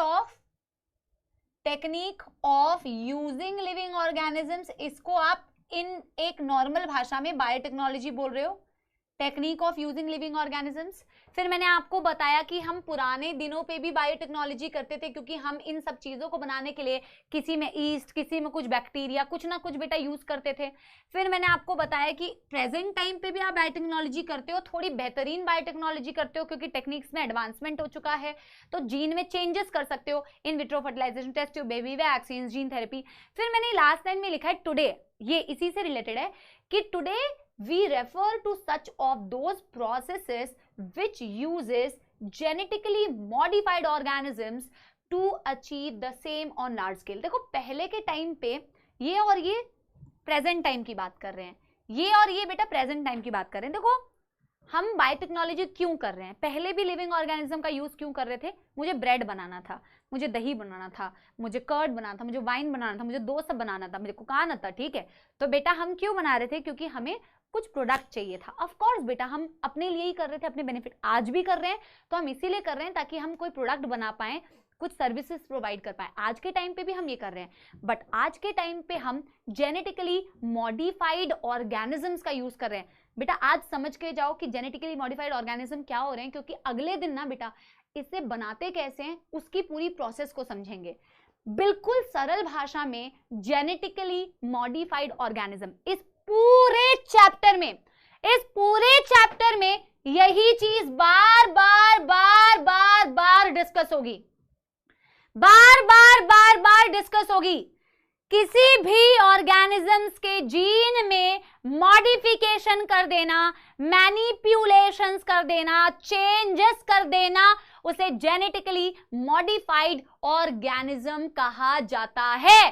किसी भी ऑर्गेनिज्म के जीन में चेंज कर देना, मॉडिफिकेशन कर देना, उसे जेनेटिकली मॉडिफाइड ऑर्गेनिज्म कहा जाता है। क्यों कर रहे हैं? टू अचीव द सेम का क्या मतलब है भैया? जो प्रोडक्ट पहले मुझे स्मॉल स्केल पे मिल रहा था, थोड़ा कम अच्छा मिल रहा था, अब मुझे क्वालिटी भी अच्छी मिलेगी, अपने तरीके की क्वालिटी मिलेगी और क्वांटिटी भी अच्छी मिलेगी। लार्ज स्केल पर मैं वो चीज अचीव कर सकती हूं। अगर बेटा मैं नहीं, जो जेनेटिकली मॉडिफाइड ऑर्गेनिज्म बनाएंगे वो उसी चीज को लार्ज स्केल पे ऑब्टेन कर पाएंगे अगर वो जेनेटिकली मॉडिफाइड ऑर्गेनिजम्स का यूज करेंगे। यस एवरीबॉडी, पहले मेरे को बताओ यहां पे कोई दुखद समस्या? पहले मैं ना breathing and exchange of gases के कुछ क्वेश्चंस करा देती हूं। चैप्टर का बेटा शुभारंभ हो चुका है, मुहूर्त तो निकल ही चुका है। इसके आगे ना बेटा मैं अगले दिन स्टार्ट करूंगी। अगर आपको समय मिले बेटा, कोई प्रॉब्लम तो नहीं हुई, इंट्रोडक्शन थोड़ा समझ में आया, पोल्स को बेटा इग्नोर करो, पोल्स के लिए प्लीज मेरे को आप वो मत किया करो। मैं तो कोशिश करती हूँ कि चल जाए, पर नहीं चलेगा तो बेटा मैं क्या कर सकती हूँ, है ना। कमेंट्स में बताना, जो होमवर्क दिया है वो जरूर करके आना। जो टेबल वाला होमवर्क दिया, थोड़े ज्यादा होमवर्क मिल गए हैं इस बार, पर आई थिंक इतना तो तुम मैनेज कर लोगे, क्योंकि बॉडी फ्लूइड्स वाला जो क्वेश्चन है वो मैं ट्यूसडे कराऊंगी, मंडे नहीं कराऊंगी, तो आपके पास समय है, ठीक है। ब्लड वाला टॉपिक पढ़ने के लिए, टेबल बनाने के लिए मैंने दिया है, प्रिवेंशन एंड कंट्रोल वाला थोड़ा सा पढ़ना है तुम्हें बस, और तो कुछ होमवर्क दिया ही नहीं है, ठीक है। यस चलो, अगर कोई बच्चा 11th का ब्रीदिंग वाला चैप्टर पढ़ के आया है तो वो ये क्वेश्चन मेरे साथ में अटेम्प्ट कर लो। अगर कोई नहीं पढ़ के आया है तो वो छोड़ के बेटा रेस्ट कर सकता है, थोड़ा रेस्ट कर लो अपने माइंड को, स्ट्रेस मत दो, ठीक है। ये 11th का जो होमवर्क दिया था उसका है, ठीक है। थोड़े इसमें प्रीवियस ईयर क्वेश्चंस भी हैं। पहला क्वेश्चन बच्चों आप लोग की स्क्रीन पर रहा ये, विच of the following option correctly represent, ये थोड़े मैंने पीवाईक्यू भी लेके आई हूं ताकि थोड़ा सा ना वो भी तुम्हें रिवाइज हो जाए, ठीक है। Which of the following option correctly represent the lung condition in asthma and emphysema respectively, ठीक है। यस, तो एम्फाइसीमा और एज्मा में क्या क्या होता है? एज्मा में इंक्रीज रेस्पिरेटरी सरफेस नहीं, इंक्रीज नंबर ऑफ ब्रोंक्यूल नहीं, inflammation of bronchiole yes, decrease respiratory surface area yes, ठीक है। अस्थमा एक एलर्जिक इन्फेक्शन है जिसमें आपकी ब्रोंकाई ब्रोंक्यूल्स की वॉल इन्फ्लेमेशन हो जाती है, उनकी जो डायमीटर है अगर वो इतनी थी तो अब वो बिल्कुल कम हो जाती है, जिससे बेटा एयर का फ्लो प्रॉपरली नहीं होगा, उसमें स्पैज्म होती है, उनकी डायमीटर कम हो जाता है, सांस लेने में तकलीफ होती है, वीजिंग साउंड आता है। एम्फाइसीमा के केस में एल्वियोलाई की वॉल पे बेटा डैमेज हो जाता है जिससे एयर का प्रॉपर एक्सचेंज नहीं हो पाता, एयर का प्रॉपर एक्सचेंज नहीं होता तो ऐसा लगता है कि अब आपके बॉडी में अभी लंग्स में ना हवा अभी भी प्रेजेंट है, उसमें भी तकलीफ होती है, ठीक है। तो ये हो गया इसका आंसर। अगला क्वेश्चन बेटा ये सॉल्व करो, मैच करना है pneumotaxic centre, oxygen dissociation curve, carbonic anhydrase, primary site for exchange of gases. तो primary site for exchange of gases तो बेटा डी का हो गया 1, डी का हो गया 1, डी का हो गया 1। कार्बोनिक एनहाइड्रेज आपकी आरबीसी के अंदर प्रेजेंट होता है, फास्टेस्ट एंजाइम जो होता है आरबीसी में भी होता है, प्लाज्मा में भी होता है, पर आरबीसी के अंदर हाई कॉन्सेंट्रेशन में होता है। सी का हो गया 4, सी का हो गया 4, अरे भाई सी का 4। ऑक्सीजन डिसोसिएशन कर्व आप हीमोग्लोबिन और ऑक्सीजन के लिए बनाते हो, oxygen dissociation curve oxy haemoglobin का डिसोसिएशन दिखाते हो जो सिग्मोइड होता है। बी का हो गया 3, बी का हो गया 3, तो ऑप्शन हो गया 2। और न्यूमोटैक्सिक सेंटर बेटा पॉन्स में प्रेजेंट होता है जो आपकी ब्रीदिंग को रेगुलेट कर सकता है by instructing the respiratory rhythm centre. Main जो ब्रीदिंग को कंट्रोल करता है वो आरआरसी होता है जो आपके मेड्यूला में प्रेजेंट होता है। Pneumotaxic centre pons region of the brain, ठीक है। डन एंड एड एंड डन। नेक्स्ट क्वेश्चन बेटा, आइडेंटिफाई द रॉन्ग स्टेटमेंट, इसमें से गलत स्टेटमेंट को आइडेंटिफाई करो। Low P CO2 in alveoli favour the formation of oxy haemoglobin. देखो ऑक्सी हीमोग्लोबिन जो होता है HbO2 ये आपकी एल्वियोलाई में बनता है, ठीक है। तो एल्वियोलाई में ये क्यों बनता है? एल्वियोलाई में इसके बनने की कंडीशन कौन कौन सी है, फेवरेबल कंडीशन कौन कौन सी है? ऑक्सीजन का पार्शियल प्रेशर हाई, CO2 का पार्शियल प्रेशर लो, ठीक है, हाइड्रोजन आयन लो, pH जो होता है हाई, टेम्परेचर जो होता है वो लो। ये सारे फेवरेबल कंडीशन है बेटा जो आपके ऑक्सीजन हीमोग्लोबिन के कंसंट्रेशन को फेवर करते हैं। आपको रॉन्ग स्टेटमेंट आइडेंटिफाई करना है। तो low P CO2 favour the formation of oxy haemoglobin, बिल्कुल सही है। Binding of oxygen is mainly related with haemoglobin, mainly related to the partial pressure of oxygen, yes. बेटा ऑक्सीजन और हीमोग्लोबिन में आपस में दोस्ती होगी या नहीं, ये मेनली रिलेटेड होता है कि ऑक्सीजन का पार्शियल प्रेशर क्या है। इसके अलावा CO2, temperature, pH, hydrogen ion, ये सारे अफेक्ट जरूर करते हैं, ये एनसीईआरटी की लाइन है, पर मेनली ये ऑक्सीजन के पार्शियल प्रेशर से रिलेट करता है। करेक्ट है। Partial pressure of CO2 can interfere, yes interfere कर सकता है। High hydrogen ion concentration favours the formation, नहीं बेटा लो हाइड्रोजन आयन कंसंट्रेशन, ये तो आंसर हो गया। Option 4 is the incorrect statement, means the correct answer. Next question on your computer screen, partial pressure of oxygen and CO2 at alveoli are. तो alveoli में oxygen का partial pressure होता है 104, CO2 का पार्शियल प्रेशर होता है 40। ये तो बेटा बिल्कुल वो था न्यूमेरिकल डेटा याद करने वाला था। 104 एंड 40, 104 एंड 40 सारा याद होना चाहिए, सारा याद होना चाहिए पार्शियल प्रेशर, ठीक है। Select the favourable condition required for formation of oxy haemoglobin, अभी बताया, इससे तो बेटा रिपीटेड क्वेश्चन भी आते हैं। ऑक्सी हीमोग्लोबिन को बनने के लिए क्या क्या कंडीशन चाहिए? हाई O2 का पार्शियल प्रेशर, लो PCO2, लो हाइड्रोजन आयन, लो pH, नहीं sorry high pH and low temperature, ठीक है। High PO2, low PCO2, CO2 come, hydrogen ion come, temperature come. Option 1 is the correct answer, ठीक है। और आखिरी question बेटा, ये क्वेश्चन मैं बहुत दिनों से लेके घूम रही थी, फाइनली मैं करा पाई हूं, ठीक है। आखिरी question, under normal physiological condition in human being every 100 ml of oxygenated blood can deliver dash ml of oxygen to the tissue। ये मैं एक समझाते हुए जाती हूँ, ठीक है। बेटा मैं बार बार कहती हूँ, एक भी बच्चा कमेंट लिखता है ना ऐसा कि मैम मैंने ना 11th का पढ़ा नहीं है तो आप क्वेश्चन मत कराओ, मैं समझती हूँ इसलिए मैं लास्ट में कराती हूँ बेटा, ठीक है। तो आपने नहीं पढ़ा कोई दिक्कत नहीं है बेटा, और आप ये भी मत सोचो कि आपको 11th रिवाइज नहीं कराएंगे, बिल्कुल कराएंगे आपको 11th रिवाइज, पर मैं ज्यादा टाइम भी तो नहीं लेती हूँ, 2-3 मिनट ही तो लेती हूँ, और 2-4 दिन में एक बार कराते हैं, ठीक है। उसकी टेंशन मत लो कि हमसे नहीं होगा, आपसे भी होगा बेटा, आपसे भी इक्वली होगा, उसके लिए बिल्कुल घबराना नहीं है, ठीक है। तो नॉर्मल फिजियोलॉजिकल कंडीशन में 100 ml जो होता है वो कितना डिलीवर करता है? डिलीवर करता है 5 ml, ये 5 ml। एक मैं लास्ट डेटा बता देती हूँ, वैसे आपके हर 100 ml ब्लड, ऑक्सीजनेटेड ब्लड के पास ना बेटा कितना ऑक्सीजन प्रेजेंट होता है? 20 ml, लेकिन ये हर बार अलग अलग ऑक्सीजन डिलीवर करता है। जब बॉडी को ज्यादा जरूरत है तो ज्यादा डिलीवर करेगा, कम जरूरत है तो कम डिलीवर करेगा। जैसे नॉर्मल कंडीशन में जैसा आपसे पूछा हुआ है उसमें इस 20 ml का 5 ml डिलीवर कर देता है, बस ये 2 ही आपको याद रखने हैं। और जब आप विगरस एक्सरसाइज करते हो या एक्सट्रीम स्ट्रेस कंडीशन होती है तो 15 ml डिलीवर करते हो, ठीक है।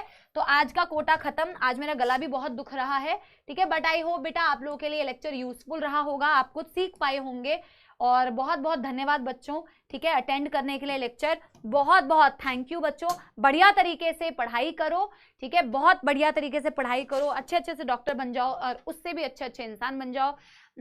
Do let me know in the comment section if you enjoy the session, if you could solve बच्चों द क्वेश्चन। क्या हुआ भैया?